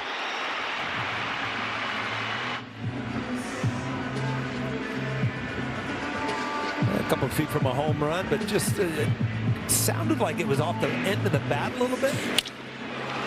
It's just a rocket off the center field wall. I've never seen him with a red belt. You know what? I've watched numerous games this year. They're almost stuck in the seam there. That's kind of the big fashion now in the major leagues, right? The belts. I mean, we went from shoes to belts, and it looked like this torpedo bat. He barreled it up pretty good, but it sounded like it was kind of off the end of the bat. But it was a belt. Yeah, there you go. I love how you bring past things, just you make them relevant again, right back in the conversation. Ben Rice pinch hitting now for Rosario.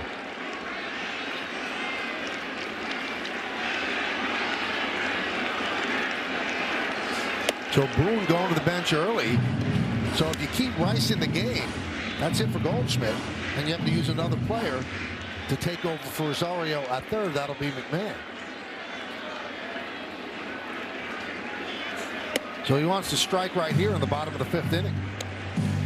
It's kind of scratching my head the inning before when Kikuchi came out. You've got Goldschmidt leading off, right? And you got Judge on deck. Both of them just hammer lefty. So you let the lefty start the inning. He walks Goldschmidt, you Yankee.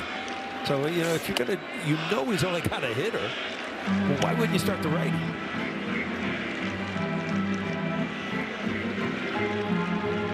Two and one.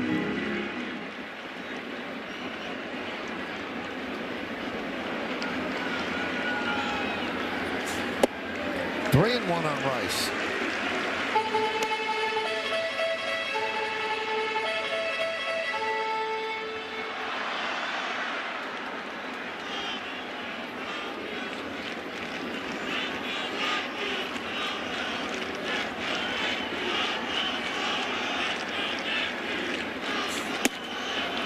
And he walks Rice.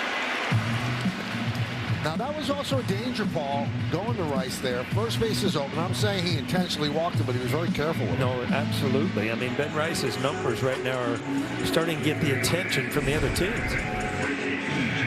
Well, the Angels wanted to challenge that pitch, but they're out of challenges. Yeah, it looks like it just missed.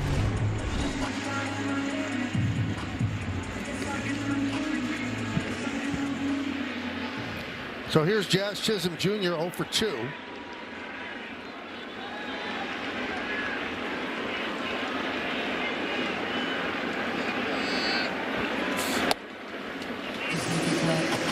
One and 0. Chisholm is grounded to second and struck out.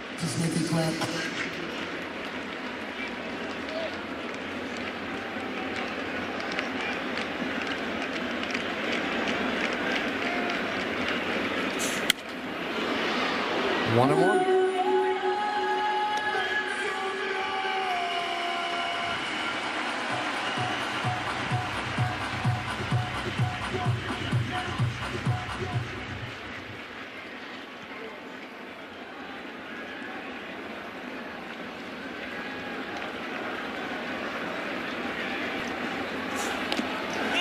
And that one gets by, but Stanton, he can't go there because it's just not fleet of foot. And O'Hoppe might get him at third. Well, just overthrown it. A good job by O'Hoppe to block the ball, keep it in front of him, knowing that Stanton, I mean, this ball needs to get to the screen for Stanton to get to third base. 2-1.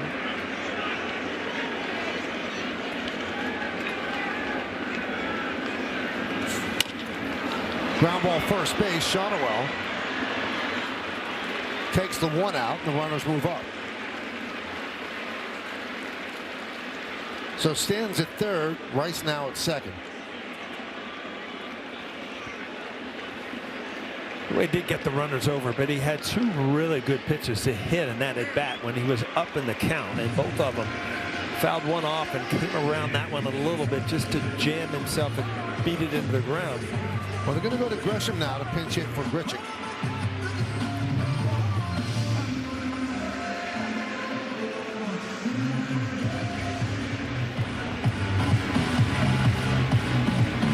A lot of moves going on here early in the game, Michael. You're going to have weird lineups for the rest of the game for both managers to try to get matchups in the bullpen. Well, if it plays out the way we think and that man has to go in and play third, you've used 75% of your bench in the fifth inning, so it's important that you score runs.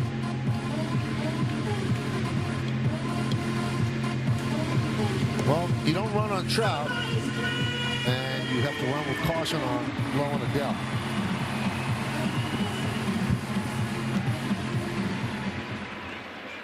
So Grisham hitting 133. He's been walking a lot, 22.4% walk rate, tied with Rice for the highest. The one difference, he's not pulling the ball this year like he did last year. Well, another pitch that, you know, looked close, and you would think in these big situations they would love to have a challenge, but O'Hoppe just has to throw the ball back. No thinking about it. Infielder's in. And they make Grisham a skip rope. On deck, Caballero.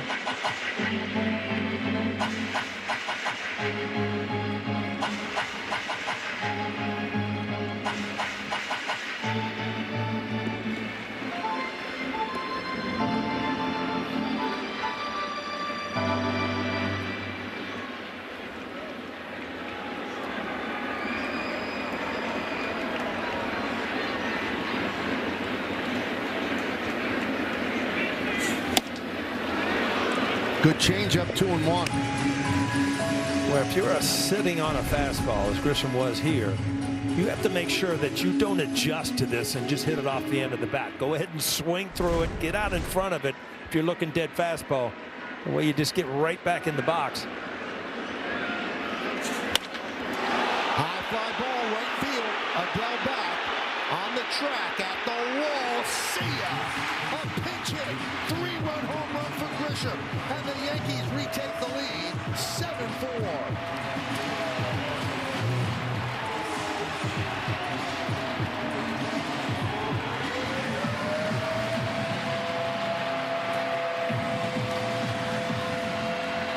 First home run of the year and a big one for the Yankees. Big 3-run homer off the bench. Then he swung through that off-speed pitch.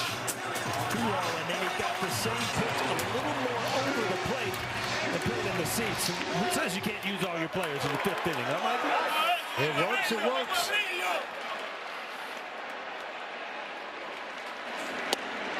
Caballero swings and misses. Well, it's a big, big home run for Grisham just to get a 1 in that column of the home runs and also give the Yankees a 3-run lead here in the bottom of the 5th. Here's what I don't get, Paul. See if you can explain it to me. They have 3 lefties in the bullpen. Yeah. Suzuki didn't have them up. Not even throwing, so that allowed Boone to unleash his lefties on the bench without worrying about a counter. He never had one of the 3 lefties up warming. Yeah, I asked James a few things. How many lefties have the board? And they do. They have 3. I don't know their budget-wise where they are, but you know, Pomeranz obviously they like to use later in the game, but Suter and Ferris, I don't know. Grounder, Neto. And it's not like Anderson is, you know, one of their star relievers. Again, this is that split finger, but this one just stays at home. And Grisham just gets enough to take that ball in the seats.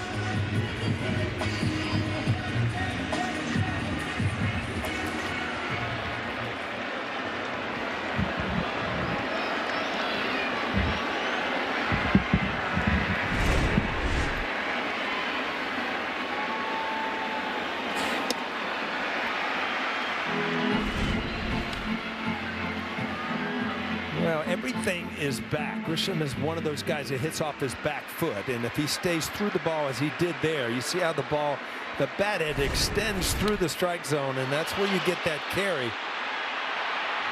And Wells hooks this one foul. Stays through it. He actually goes down to get it and get through it, but does not come around it or go over it.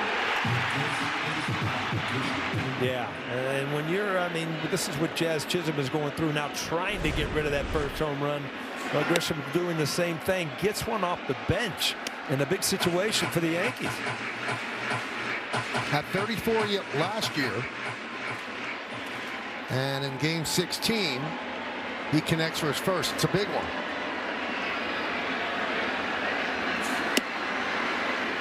Three and 1 on Wells.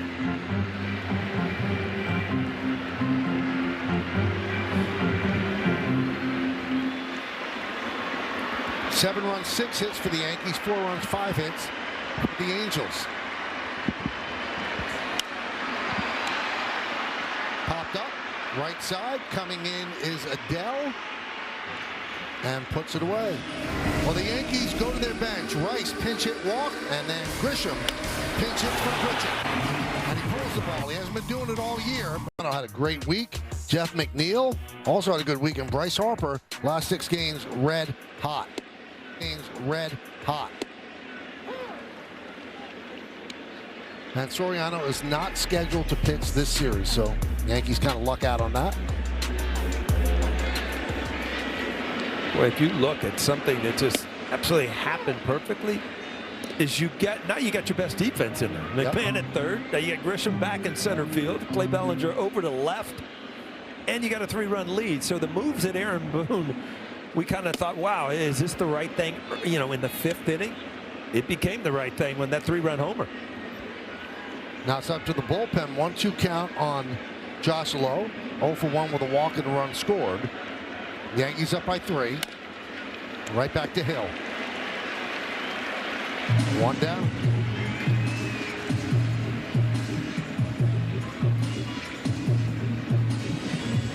ought to be pretty good at that underhand to first base. Have you ever seen another pitcher have that many little ground balls back to him with the underhand over to first base? I mean, that's what he does. He really, you look at him and he's fearless on the mound. Here, hit it. And, you know, the way the ball moves, the release angle, he's going to get a lot of ground balls. What a weapon for them. He takes the ball, he throws strikes. I mean, he'll take the ball in a blowout, he'll take the ball in a close game. It just doesn't matter.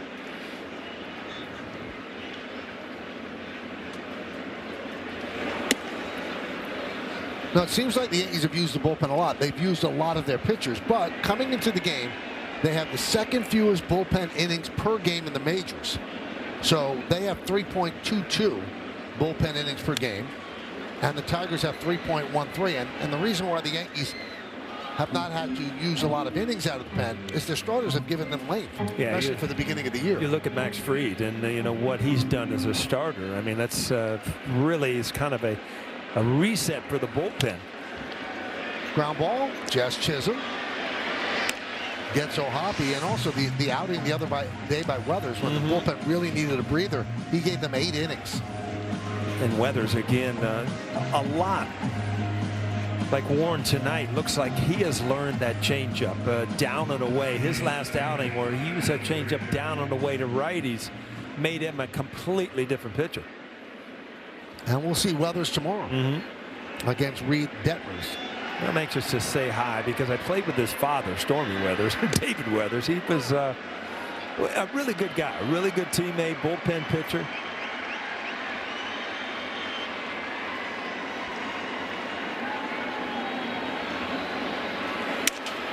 That one is looped and past Caballero, kind of ate him up. So a base hit for Frazier. You know, this ball, it was a jam shot. Probably had some weird spin on it, but you almost wonder if he would have been better off just diving to catch it on the fly, because as soon as it hit, it kind of went backwards, because you see the spin on the baseball. See, he reached for it and it kind of came back the other way. And that's all from the weird spin of being jammed.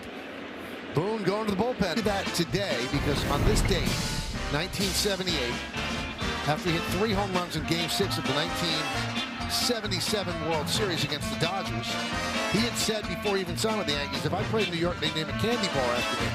And they did. So, first game at home, they gave out the bars. He hit a home run, and they deposited the bars on the field. Many of the fans did. He certainly had a flair for the dramatic. As Jake Bird takes over, I've told you this before, Paul. 17-year-old Michael Kay was in the ballpark that day. Nice. I did not throw my food. I ate it. That happened. It didn't happen the first 3. You ate yours for the game started. That's right. It was excellent.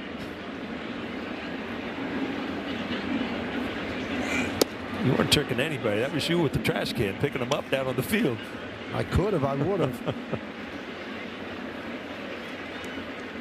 I mean, you can't get better advertisement than that. No, that's awesome.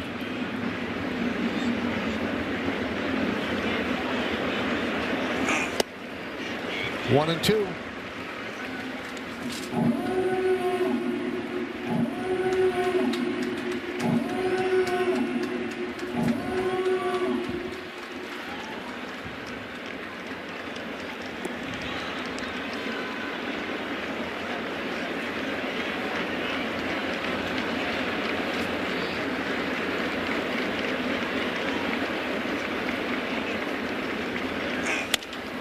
Lined into center field. It's a base hit. So Neto picks up a single. Frazier moves to second. That brings up Trout. Well, you see or games where, you know, pitching just dominates. And if you look at this game, it's just the hitters are dominating. They're just putting together great at bats. Both sides just battling against each other's bullpens at this point.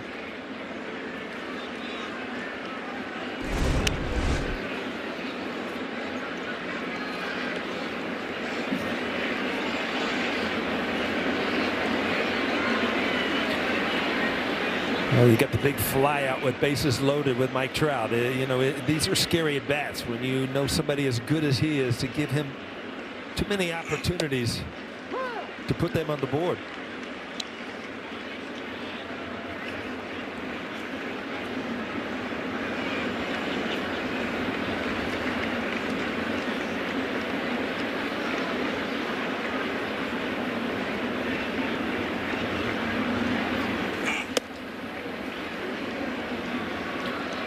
Well, we got a challenge left, Michael. The catcher's Johnson pitch. Presented by T-Mobile. The call is correct. The Yankees have 1 challenge remaining. Wow.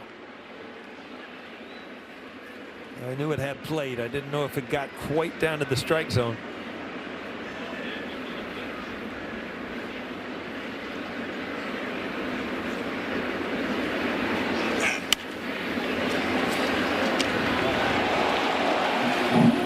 We've talked about it numerous times. How about the backup breaking ball? Can you throw it intentionally? And you see Mike Trout staying in there on that breaking ball, expecting it to break away, and it just kind of stayed there.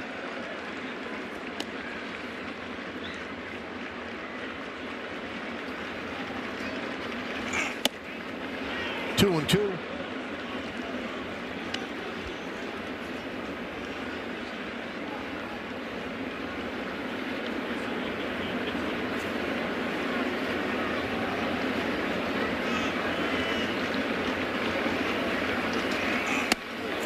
Three and two.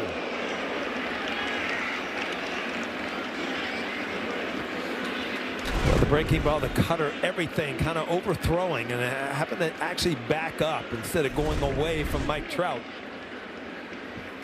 I think that, you know, the way he has pitched him, you got to go back to the breaking ball.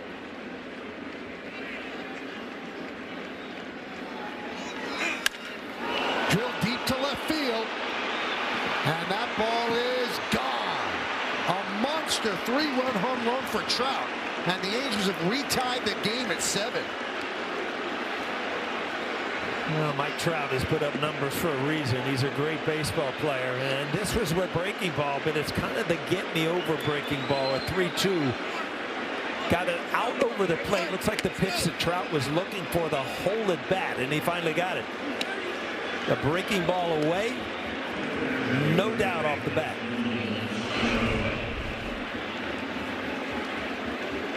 See, this ball has just a little bite, enough just to get to the barrel of his bat.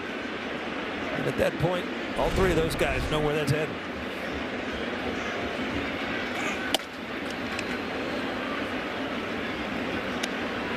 Well, the tail of the tape is now updated. Judge has a home run to go to 373. Trout has a home run to go to 407. They both have 3 MVPs of the Rookie of the Year. And remarkably similar WARs.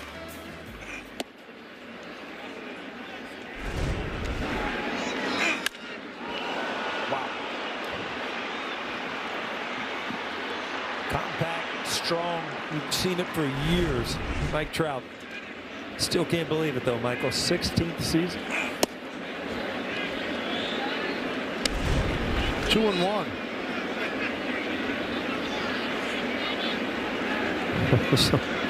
Well, there already showed early in the broadcast. He'll throw him down with you. Don't act like you're going to fight. Fly ball. Grisham puts it away. So 2 of the best players in baseball in this generation featured in this game. Trout with a 3-run home run earlier. Judge hit one himself. Montefiore Einstein scoreboard. We go to the bottom of the 6th. 7-7. And the top of the Yankee order. Ryan McMahon came into play 3rd, and he goes into Goldschmidt's spot.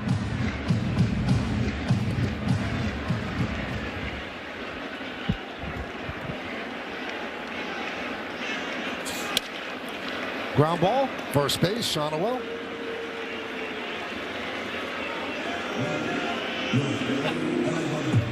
One down.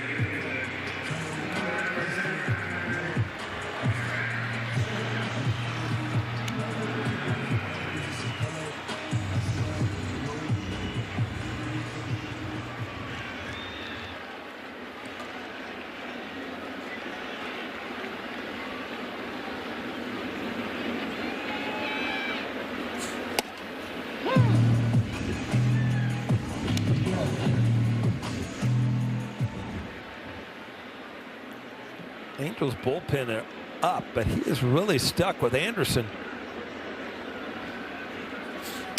He went to him in the bullpen. That's the 2nd time that he's been up and in. to Aaron Judge. Last time, Judge stared at him and then ended up striking out. I think he's getting a little chapped. Yeah, enough. I mean, if you're that comfortable throwing up and in, you're not that good to miss me every time. And sooner or later, you're going to clip me, and I'm not going to be real happy about it.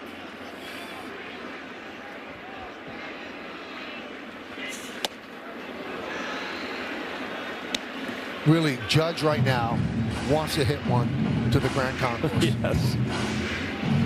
So he's trying to go the other way, then, you're telling me, over the right field. That would be the pavilion. Concourse, yep. Oh, go that way. Deep to left. See ya. There's your answer. Boy, he must feel pretty good with that. Mike Trout. I mean, you saw a little extra time at home plate, and that just goes to show you that he got his attention coming up and in twice. Aaron Judge, I mean, as a hitter, you cannot ask for anything better to be checked at a pitcher and then waffle one into the seats.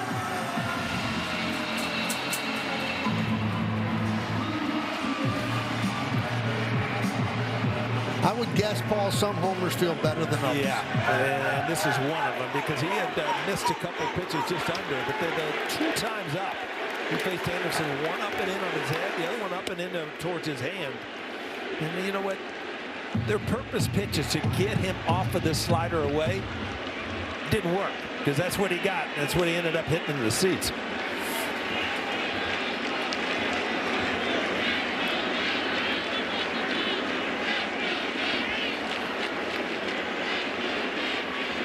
So the Yankees retake the lead. 0-2 on Bellinger.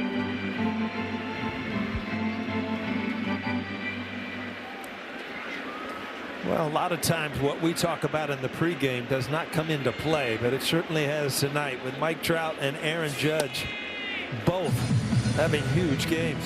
Trout told Jack Curry today how much he respected Judge and enjoyed sharing the field with him.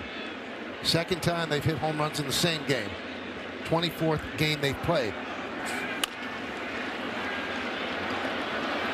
And that's a grounder to first, 2 down. Now the split finger just kind of sits there. Then watch, Aaron Judge is usually off to the races, puts his head down. Not here. I'm going to stand and watch this one a little bit, just to let you know you got my attention.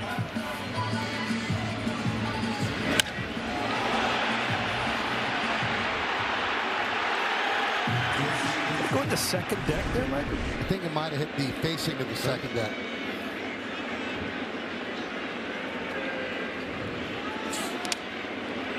So he didn't go concourse. He headed toward 164th Street. Took a little quick look at the picture. Bat flip. You just don't see it from Aaron Judge very often, but every once in a while, that pitcher irritates you enough to do it. Wow. That was some cut by Stanton. And I've seen that back foot slip out once in a while. It totally left him here. There's Scotty Scheffler hitting a golf ball.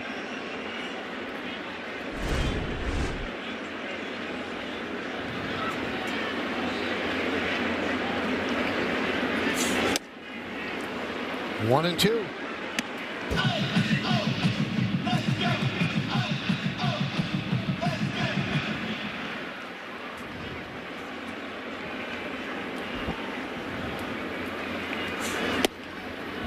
Two and 2. So home runs today by Judge, Caballero, pinch hit home run by Grisham, and another home run by Judge.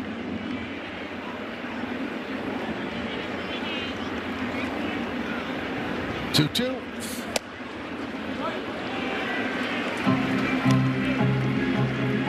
And the count is full. There's been some close pitches since they've lost their challenges. There's another one right there that is questionable. Close.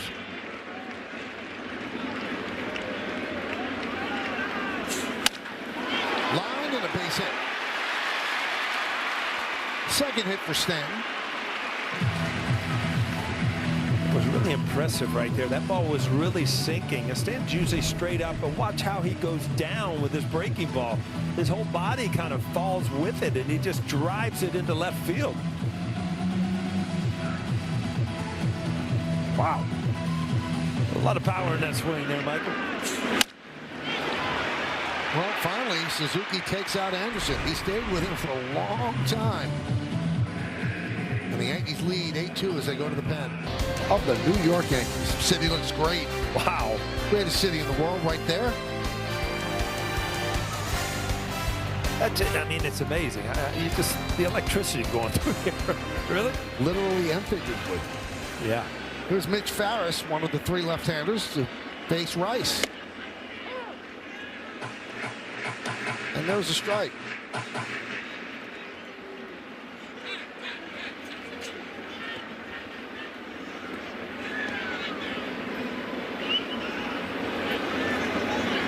Something loose behind the plate.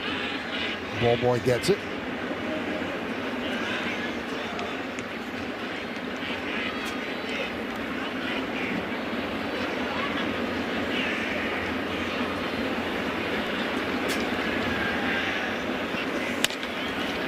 Grounded foul.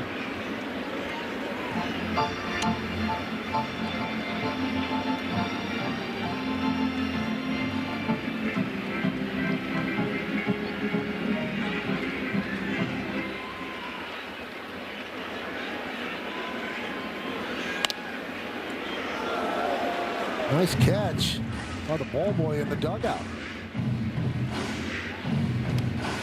You know, they have the fences up in the dugout, but Craig Albornoz, the manager of the Orioles, got hit and had to be carried out of the dugout today.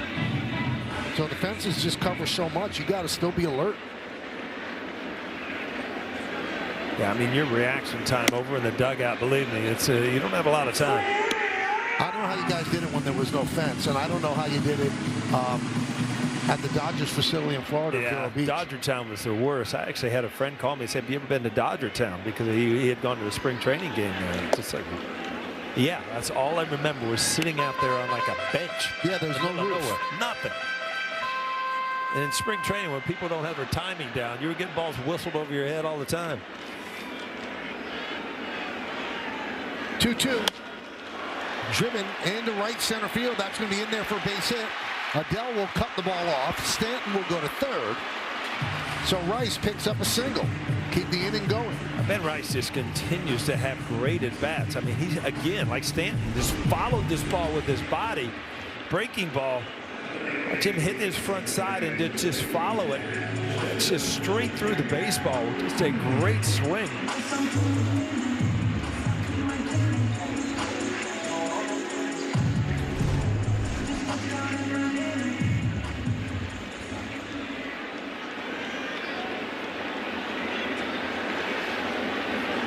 And the way this game is going, I mean, every run you can put on the board is important. Like, neither offense wants to give up. Well, Grisham came off the bench, got off the schneid home run wise, and you know that Chisholm wants to as well. He was talking 50-50 in spring training. Well, to get to 50, you have to start with one. And he has not hit that one yet.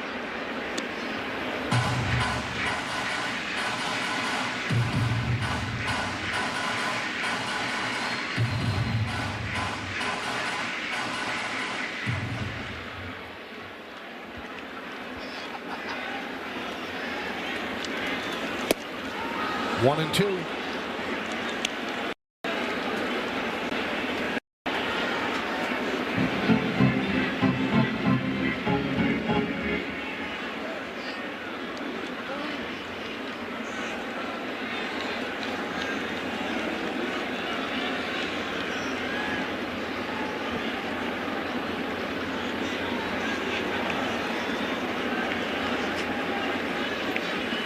Swing and a miss. Chisholm down on strikes, hearing some boos from the crowd. But Aaron Judge not. Had a home run in the ninth inning yesterday. In the first inning, he connects a long two-run shot. 7-4. And then the Angels tie at 7-7. And then Judge's second home run of the game. And the Yankees are up by 1, 8-7 as we move to the seventh inning. Jorge Soler will lead off against Jake Bird.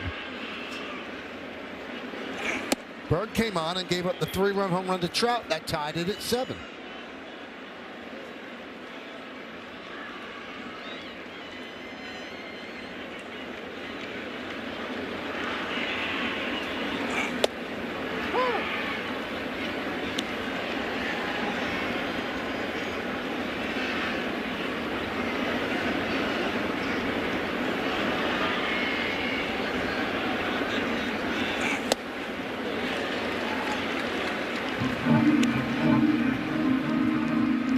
the count 1-2 on Soler, who's 2 for 3 tonight. The home run that Trout hit, the first home run off the Yankee bullpen this year. And down goes Soler as he strikes out. Yankee bullpen came into tonight's game with the 6th best ERA in baseball, 2.98. Again, this is supposed to be a cutter that kind of goes away, and you see it kind of rides up and in. He has done this numerous times, and then finally got one away to Mike Trout, who ended up in the seats.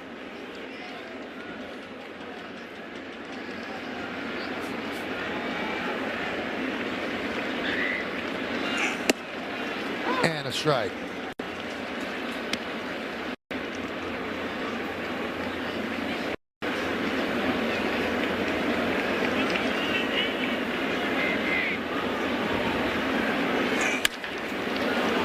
Line into right field. Judge will field it on a hop. As Moncada with a 1-out single. His second hit. 18 hits between the two teams. I mean, it has been an offensive night. You got home runs, you've got base hits, you've got graded bats.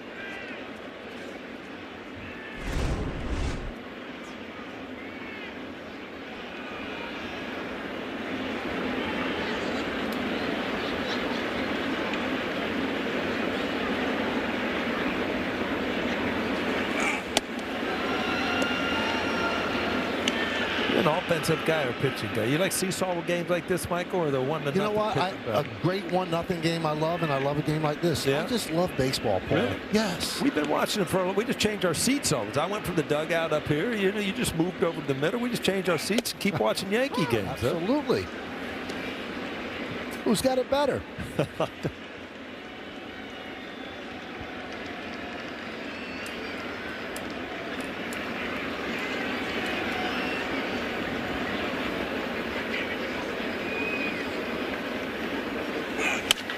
Hit sharply, and that's a fair ball. Kicks off the sidewall. Moving to third is Moncada. Bellinger gets the ball in. It's a double for Adele, and the Angels will not stop. They keep coming back second and third now with 1 out. About the middle of the lineup has been good. Adele, he's had some good at-bats tonight. He just hammers this ball. McMahon, I didn't think he knows where it is until it's by him. That ball was just shot down the line. Cody Bellinger got a good ricochet out there in left field, which allowed him to keep Moncada from scoring. Matt Blake, another trip to the mound. What do you say here? Hey, you're making mistakes and they're hitting it hard. Quit making mistakes. That's what Art Fowler would say. Camilo Doval getting up as the Yankees trying to piece it together after a short outing by Warren.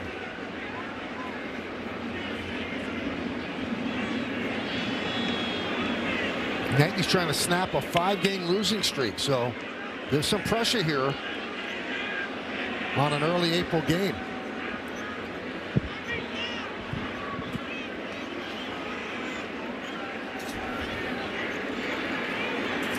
Yeah, with a 1-run lead, there's no reason to bring people in, and you know, you have a base hit, you're losing the lead. So this is a tough spot for Bird. Gonna have to make really good pitches.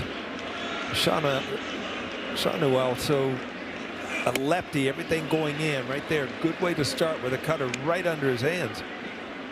All right, so the Yankees play the infield back at short and second. They don't want to give up 2 runs, but a ground ball by Lowe will tie the game.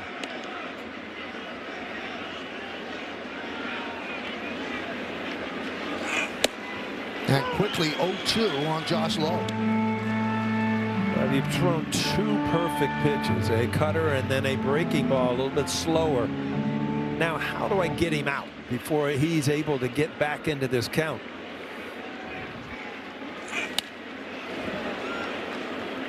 And this is what has happened a lot to the Yankee pitchers. They've got ahead, and some of the Angels in big at bats.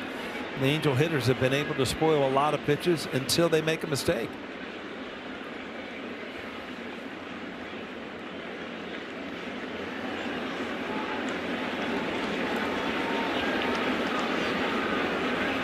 And the 0-2 upstairs.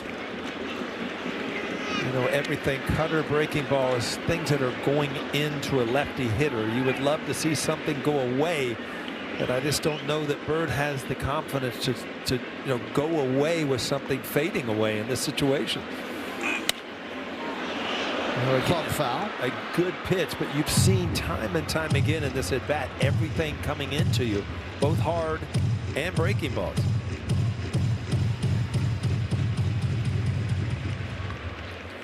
Moncada at third, Adele at second, one man out in the seventh. Yankees up by 1.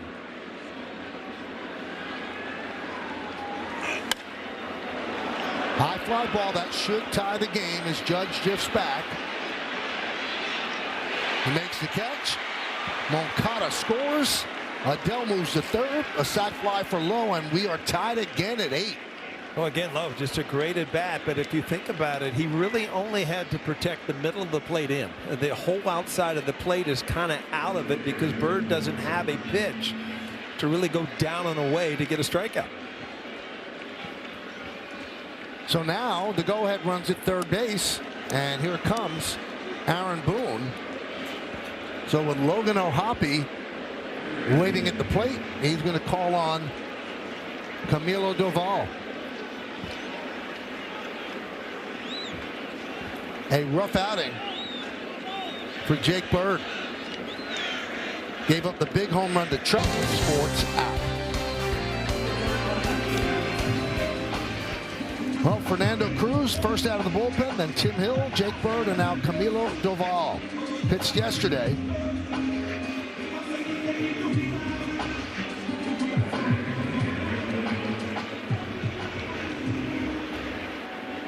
O'Hoppe drove in a run in the 4-run fourth inning when the Angels sent 10 runners to the plate. So Adele's at third with the go-ahead run. 8-8 game. The Angels have 10 hits. The Yankees have 9. And there's a strike at 99 miles an hour. Chase Silseth, a right-hander warming for the Angels in their pen.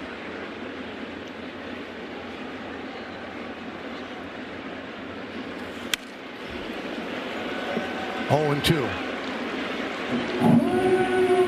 Well, you see him throw a cutter at 99, and you just wonder how he ever gets hit. Yeah, and every once in a while, the cutter just spins.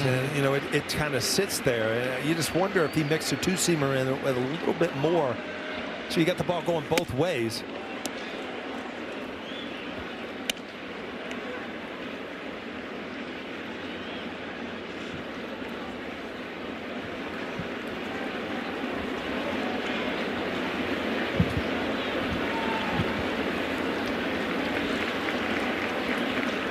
And the 1-2. Just got a piece. And that's pitching right there. You saw the cutter at 99. That was a sinker at 97 going in on his hand. So now the outside part of the plate is in play if he can make the pitch.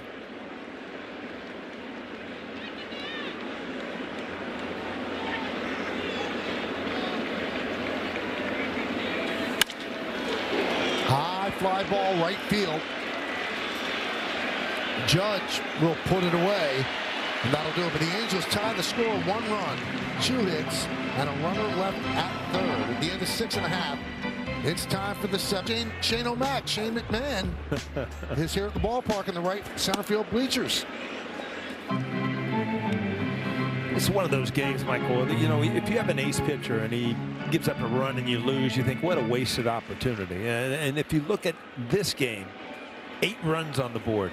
It's extremely important for the Yankees to somehow scratch out this win, because you've had a great offensive night. You've lost 5 in a row. You've got to kind of change the cycle here.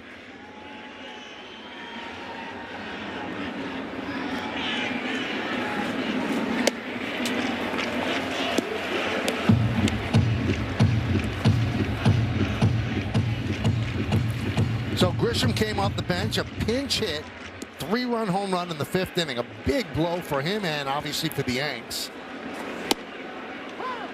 And there's a strike, just clips the outside corner. 3-1 on Grisham.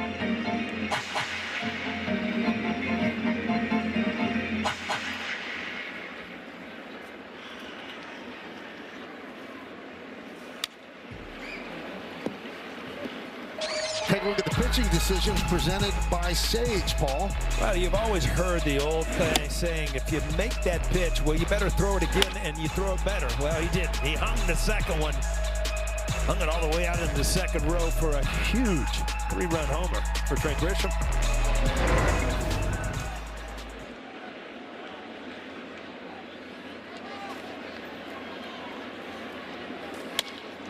That one is fought into center field, but Trout got a good jump, puts it away.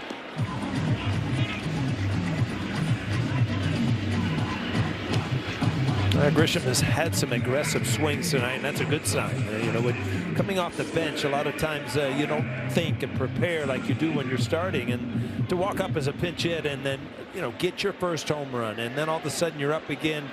He's had some good at bats tonight.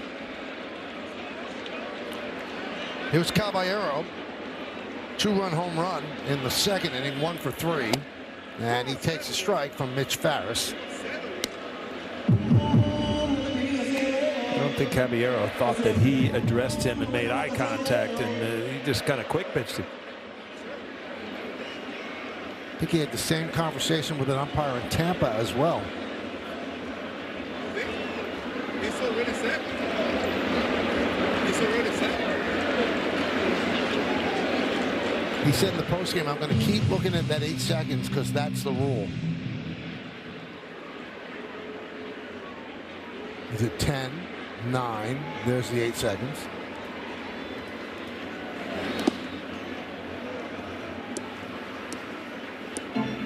One and one. Paul, we waited for you to get to the booth to have one of these games. You know what, Michael? My first game of the year. It's like opening day. You know, I'm excited to be here. It's not snowing. It's beautiful out. 1 and 2. You know, I was just thinking, though, if you're watching this game and you hear the stories of the old days, you know, I saw a game with DiMaggio and, you know, Ted Williams. They both played, you know, and all of a sudden we're watching this today with different names. You're watching Mike Trout and Aaron Judge, and both of them have hit home runs. So, you know, what a cool night. And they're both going to the Hall of Fame. In fact, 2 other people on the field probably going to the Hall of Fame, Stanton and Goldschmidt. And as we mentioned earlier, there's a lot of MVPs here, too.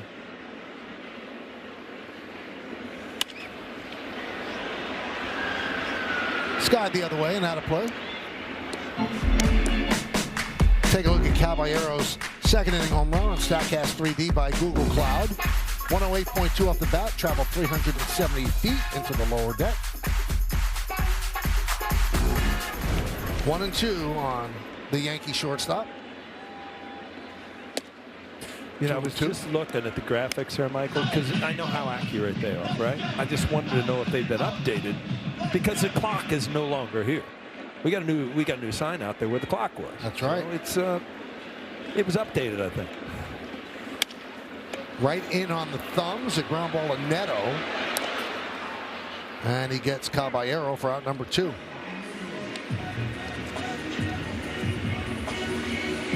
Yeah, it's updated. Yes, it is. We're talking about the sign there on Yankee Stadium, just to the left of it.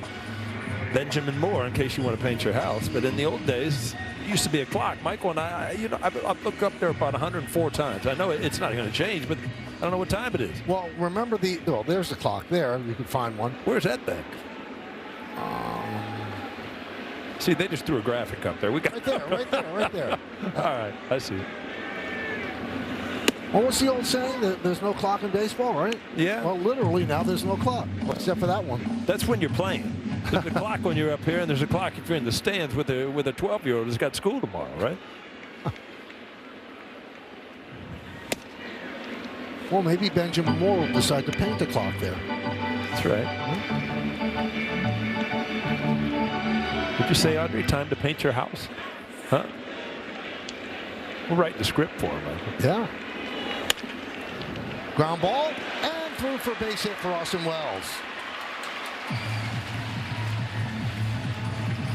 Against the lefty, Austin Wells finds a hole on the right side.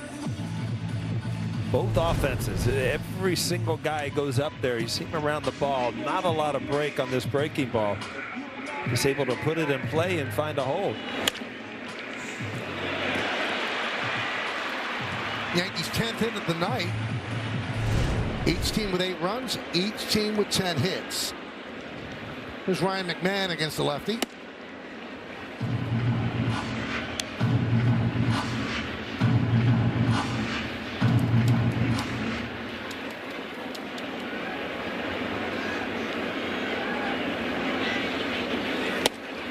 And a strike.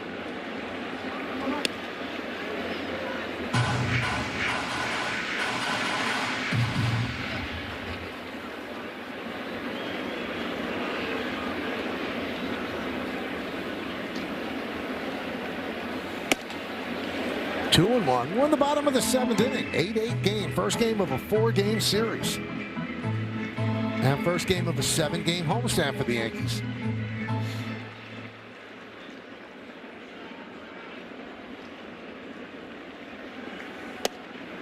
And a strike, 2-2.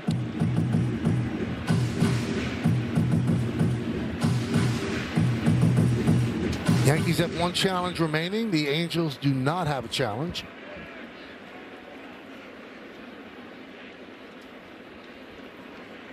Runner on first. Wells leads. Fouled away.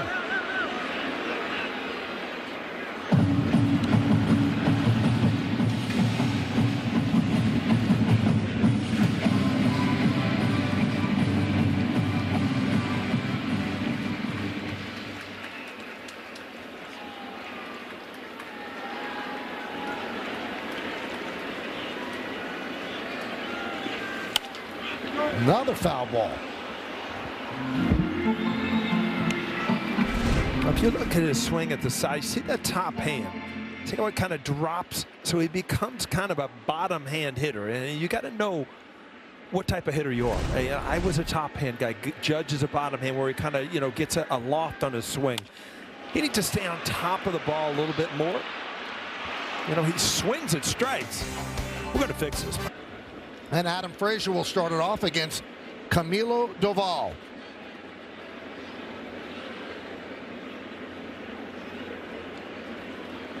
Frazier 1 for 2 with a walk. He doubled in the 6th inning. We start the 8th.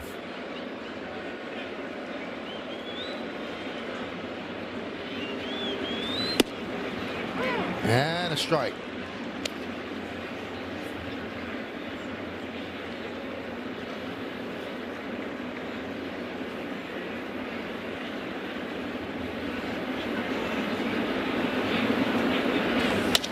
Line drive and passed.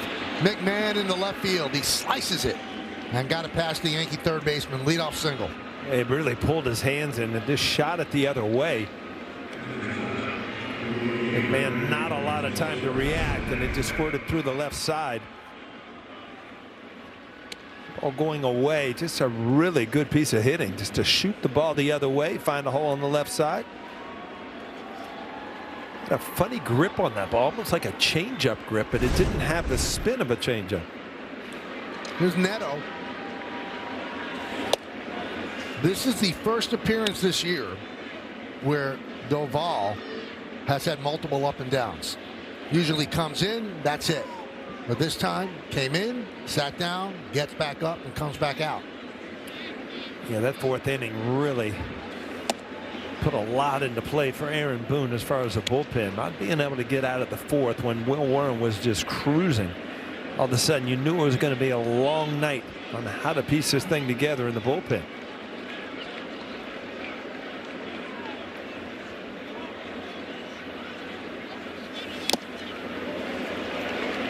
Two and one.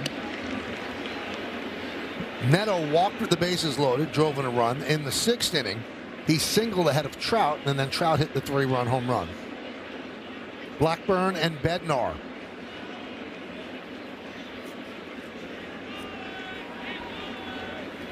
They've used Hill, Doval, Cruz, Bird.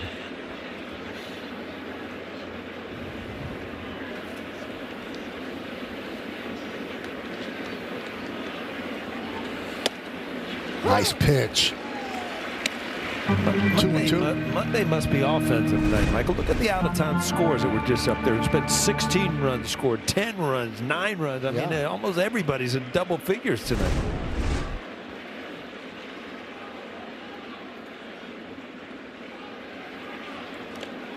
Yeah, Minnesota has 13, Philadelphia has 13, Miami has 10, Pittsburgh has 16. That's a beating, isn't it? Yeah.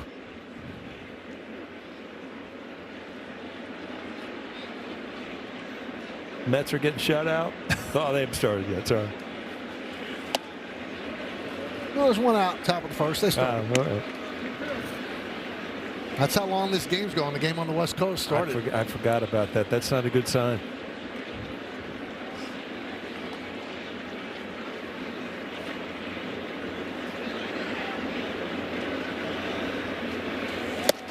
Oh, good pitch. Neto swings through the slider, one away. Well, he's got the cutter at 99 and then the slider that breaks a little bit more. It's about 10 miles off of the velocity. But a great sequence. You get him out in front, you can swing and a miss.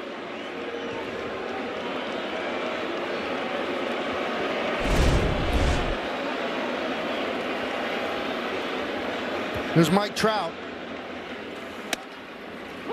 And he takes a strike. Long home run for Trout last time up, a 3-run blast. Reached on an E6 that started the 4-run fourth inning. Also came around to score. So 1 for 3.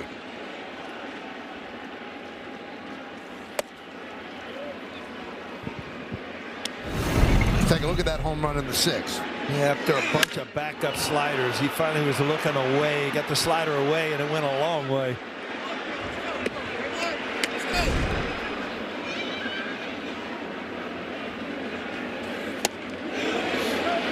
He does not hold up. 1 and 2.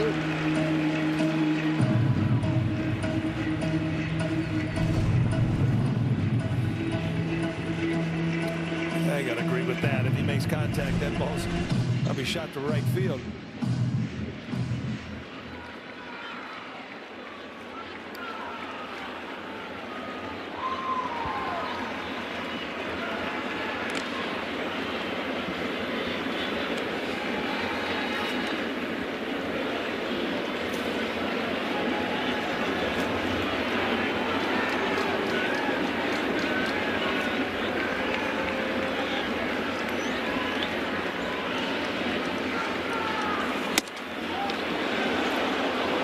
Misses 99. 2 and 2.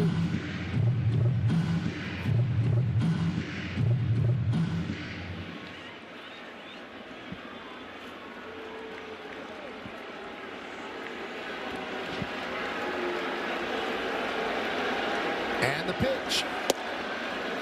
3 and 2 on Trout.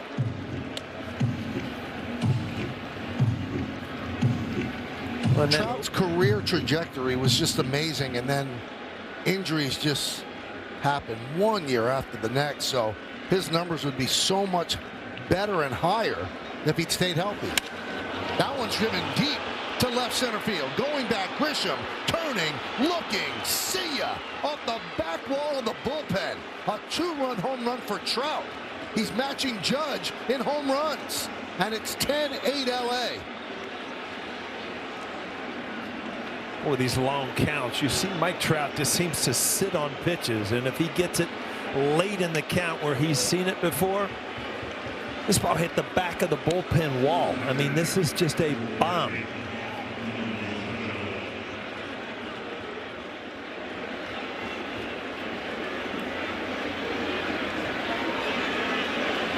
Judge with 2 home runs. Trout with 2 home runs.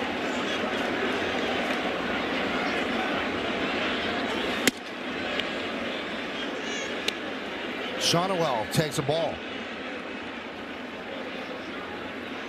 Crowd kind of hushed after that long home run by Trout.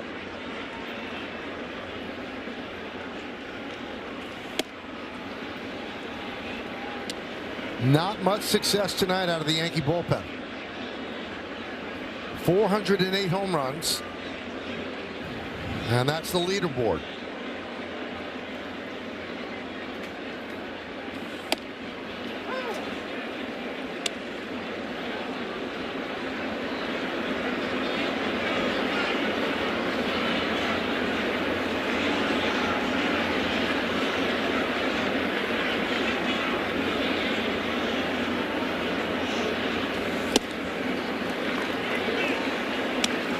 And the count 2-2.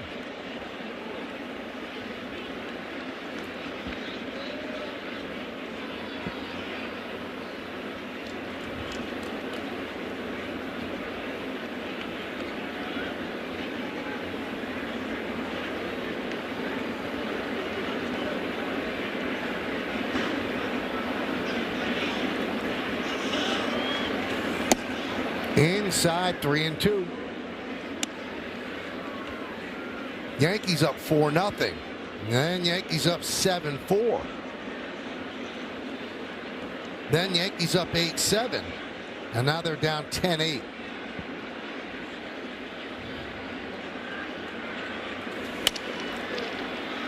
Caballero gets a nice hop.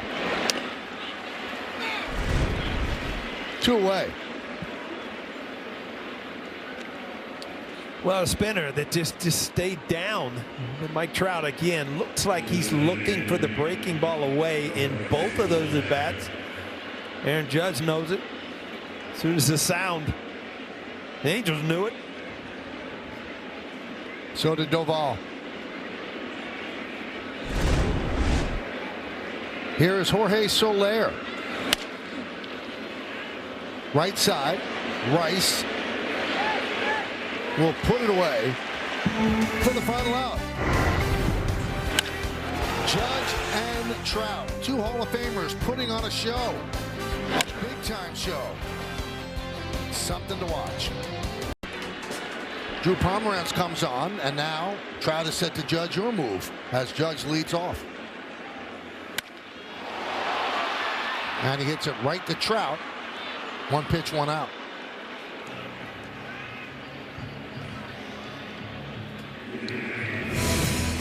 Well, we started with the tale of the tape. They both have 3 MVPs. They both won the Rookie of the Year. Trout's home run total now for his career 408. Judge is 374.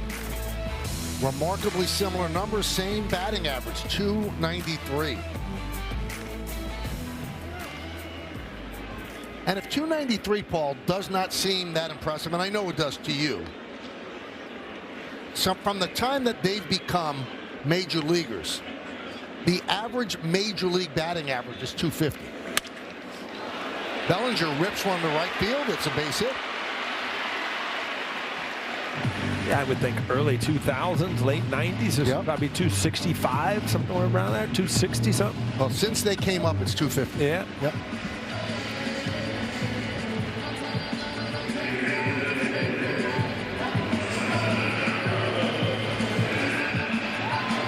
Pomeranz, second lefty out of 3 in the bullpen. He's 31 years old, 13th big league season. Played for a lot of teams.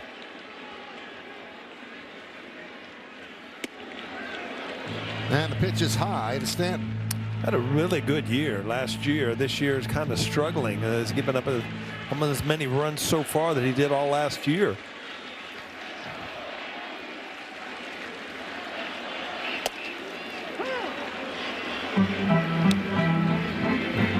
Well, in his first big league action since 2021, he had a 2.17 ERA and a 28% strikeout rate. That was with the Cubs. Foul back here and out of play.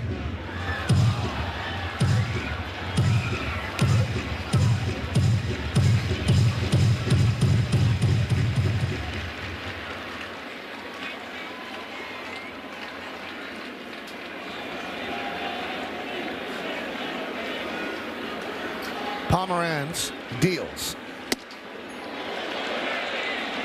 2-2.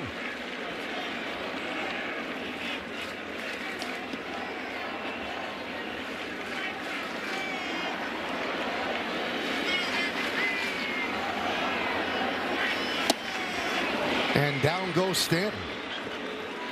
Well, that's as good as it gets right there. A nasty knuckle curve. He had thrown fastballs and then balls out of the strike zone high. He comes back with this knuckle curve just down and in with nasty movement.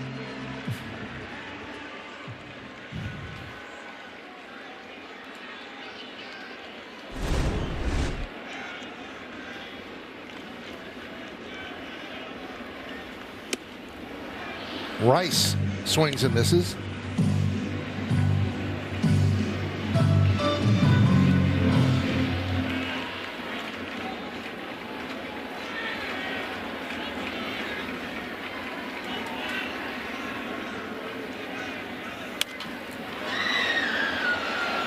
Popped up. Oh, Hoppy gives a look out of play.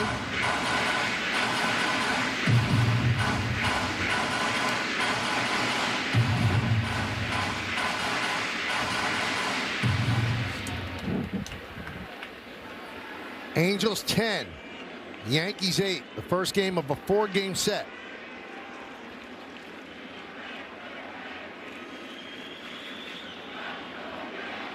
The 0-2. Rice pinch hit in the 5th inning, worked a walk, then had a single in the 6th. Goldschmidt had started at first, and Goldschmidt, in his time, had a double and 2 at-bats and a walk.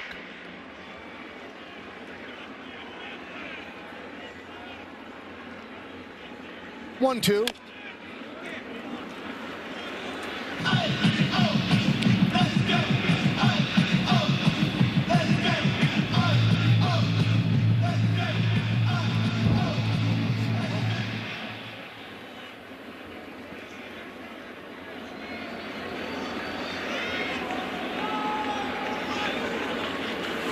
Swing and a miss, got him. An impressive inning for Drew Pomerantz. Yankees strand 1. We go to the 9th. Angels are up by 2. Well, soccer going on. But more scoring here in the ballpark. 10-8. Angels lead as we go to the 9th. New Yankee pitcher is Paul Blackburn. And Moncada swings at the first pitch and lofts it to shallow center. Grisham calls off Caballero. 1 down. Last pitched on Thursday here at the stadium.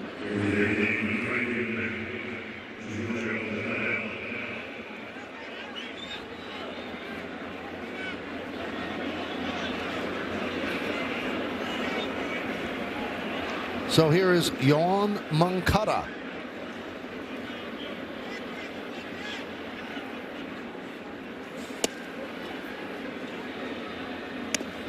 Oh, I said Moncada. I'm sorry. It's Joe Adele. They're all hitting, Michael. They're all starting to run together. Yeah, I didn't write down the last out in the 8th. Is that it? Kind of messed you up? Yep. Like forgetting to throw an answer on the test, huh? And you didn't quite get an A? And then your number on the SAT goes way down. I didn't work. You can't go down much more than 0. That's where I started, right?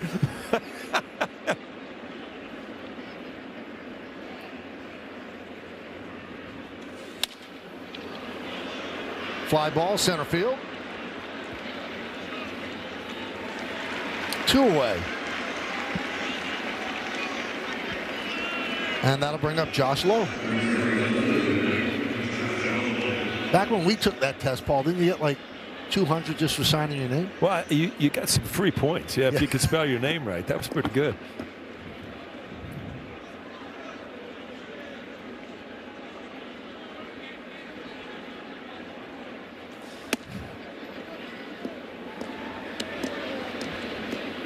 Locked in, I love it.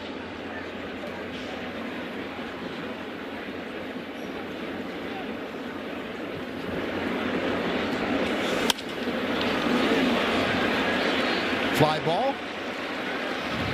And Grisham makes all 3 putouts. We go to the bottom of the 9th. Do the Yankees have a rally in there? Jordan Romano has not allowed an earned run in 5 innings. Last pitched on April 6th. 7 strikeouts in 5 innings. Peraza, the former Yankee, takes over at third base. And Teodosio takes over in left field.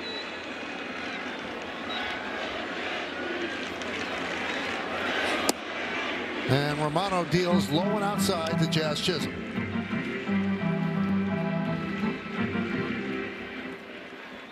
Five hitless innings across 6 appearances, 4 for 4 in saves. And a strike. Signed a 1-year, $2 million deal with the Angels in December. And it's a big reclamation project for the pitching coach, Mike Maddox. Last year was a wreck for Romano with the Phillies. Ground ball and through for a base hit. And just like that, the Yankees bring the tying run to the plate here in the bottom of the 9th. Yeah, you're looking to get some things going here. You got to get that leadoff hitter on. Jazz kind of just shortened his swing up, found a hole on the right side. First fastball he saw in the count and was able to turn on it.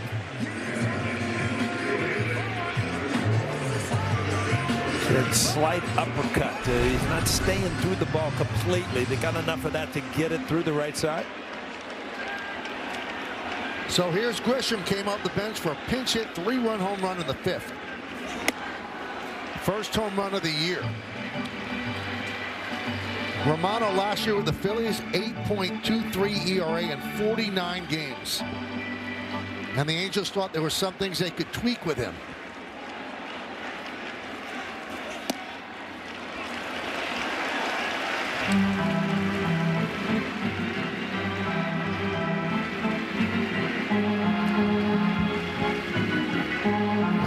That's what he did from 22 and 23, and then last year. 2-0. 3-0 on Grisham.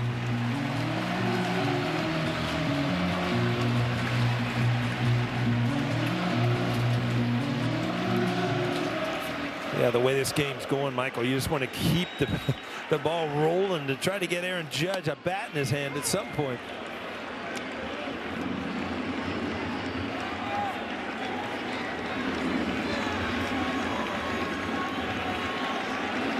3-1 count on Grisham.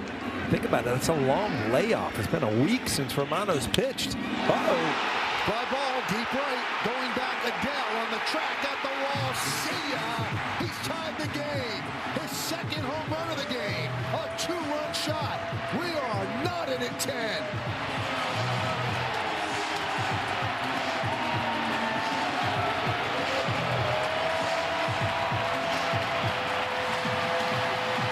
What a huge night coming off the bench. Trent Grisham's second home run of the night. 5 RBIs on the night and some really good aggressive swings. The Yankees are giving up here, Michael.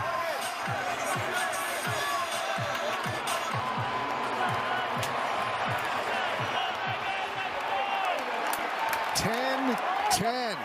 Here's Caballero.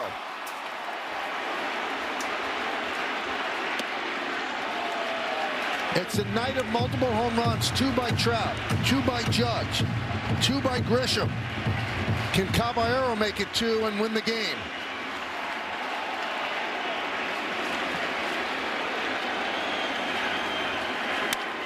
Grounded. Fair inside third. Kicks off the sidewall. Caballero turns. He'll go for 2. The throw, not in time. It's a double. The winning run's in scoring position.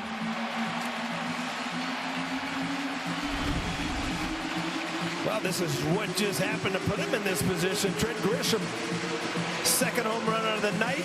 Use that momentum and just keep the rally going. Your 1 base hit, or possibly if you get him over, a sacrifice fly for having the best win of the year right here for the Yankees.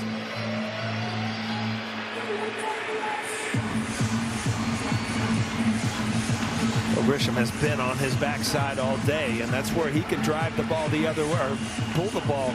When you talked about in the scouting report, he wasn't pulling the ball a lot, and that's because he's getting out front a little bit. And all of a sudden, Caballero has been swinging the bat much better since coming back from the race series. A sure double down the line here, setting up the Yankees with a good opportunity to win this thing in the bottom of the ninth.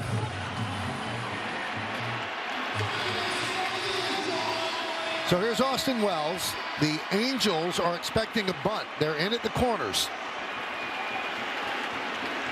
Yankees have already tied the game. There's a runner in scoring position. Not sure why they'd have to bunt. And they were not as he checks the swing.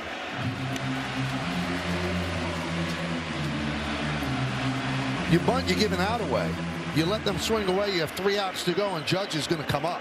We also have a left-handed hitter. Naturally, you can pull the ball on the ground if you give that a shot. You've got good wheels with Caballero at second base. Neto having to hold him, so there's no trick plays where he could try to follow him.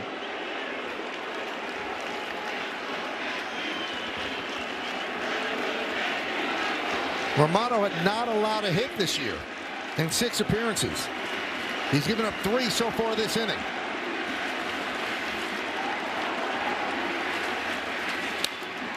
Foul back to the screen.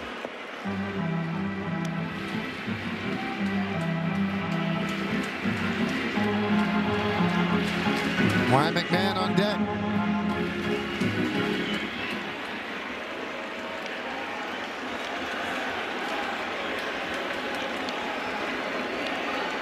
Caballero goes for third. No throw, he makes it. Stolen base, and now 90 feet away from winning the game. Well, Caballero has no fear whatsoever. His 6th stolen base, a great jump. Puppy doesn't even attempt. And that's just good base running. I mean, he had him timed. A lot of times closers don't have great moves. They get involved in trying to throw the ball, overthrow the ball. It's great timing. Great time to steal third base. And by stealing third, forces the Angels to bring the infield in. It's 3-1 now on Wells.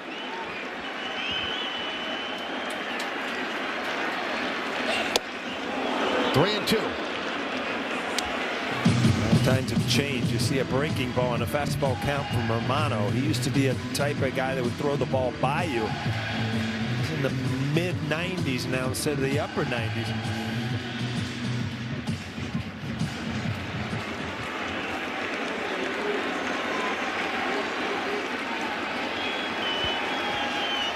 McMahon on deck. Judge after him. 3-2. And a walk to Wells. So this could be the moment for McMahon. He has not had a good start to the season. He has all singles. He's 0 for 2 today coming off the bench. This is his moment to shine, to give the Yankees a victory and get his head in the right space. I agree, Michael, and it's a great opportunity. It's a good matchup. You've got a righty out there, a 2-pitch pitcher.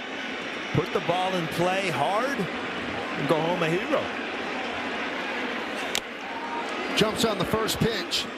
Fouls it back. He had an opportunity yesterday to tie the game. Jumped on the first pitch and grounded it to first to end the ball game as the Yankees got swept in St. Pete. He's had 7 career walk-offs and 3 walk-off home runs.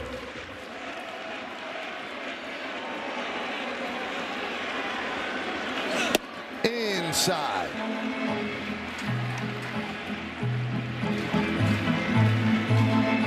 He's had 1 walk-off with the Yanks. A single on July 30th last year against Tampa Bay. Infield in. Outfield in. Strike. Yeah, at this point you might as well challenge it. Ball looked questionable low. Have to wait and see if it did hit the strike zone. That's a ball. T-Mobile challenge works for the Yankees. It flips the count back to 2-1. What a big pitch right there, Michael. 1-2 and 2-1. What a difference as a hitter.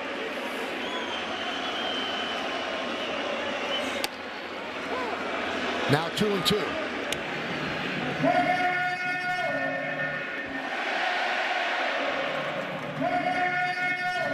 Well, if you have an approach and you're looking the ball out over the plate, you can't let that pitch, that inside fastball, change your approach now. You got to stick with it. 2-2. Wells was going from first. They were going to let him take it.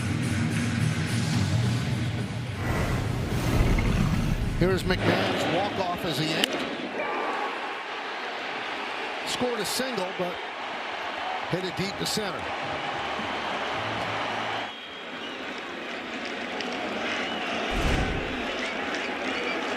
Two balls, 2 strikes. 10-10 game. Winning runs at third.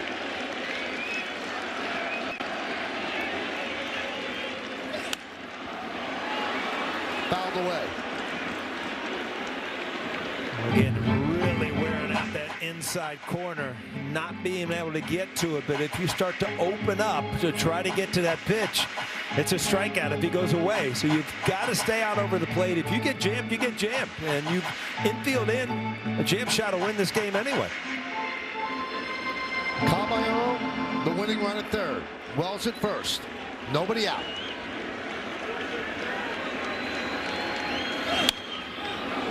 Hanging in there, fouling it back. Well, Wells stealing second base here. You know, I don't think it's really going to matter if they get McMahon out. I think you would walk Judge anyway to load the bases up either way if Wells is on first or second and set up a double play with Cody Bellinger. Romano. 3-2 as Wells takes second. Well, things do change here now if he does walk in McMahon, because then you have to pitch to Aaron Judge. Well, if you're Romano, you have to go back to your fastball. He's been on the inner half this whole at bat. 3-2. And it gets away. Here comes Caballero. And the Yankees walk it off. They win this one 11-10. Oh, what a game here in the Bronx. And what a way to snap a 5-game losing streak. Well, you saw two of the greats back-to-back with Aaron Judge and Mike Trout. And hey, you know what? There was a Yankee game in between, and they walked away with a huge win after coming back from Tampa, losing 5 in a row. That guy right there, a big part of changing things. So a walk to McMahon if you're scoring at home. The wild pitch allows Caballero to come across with the 11th run, which won the game. Hey, tried to trick him with a slider down and in, and good for McMahon to stay off of that. Good at bat. I'm sure that he wanted to get it done offensively as far as putting the ball in play. But you know what? At this point of the season, any way you get a win, you take it. A seesaw game, back and forth, dramatic. The bullpen not doing its job. The offense stagnant for most of the beginning of the season. Explodes on this night. The captain leads it with 2 home runs. Grisham off the bench, 2 home runs, his first 2 home runs of the year. And the Yankees get it done in dramatic fashion to start this homestand with a victory. So there are smiles around when you break a losing streak, and that's what the Yankees just did, as they had lost 5 in a row coming into this, and now they're probably thinking we just started winning streak. You know what, Michael, you look at this game, I'm glad there's not 10 innings in a baseball game, because you know what, neither offense was going to give up. It was like, who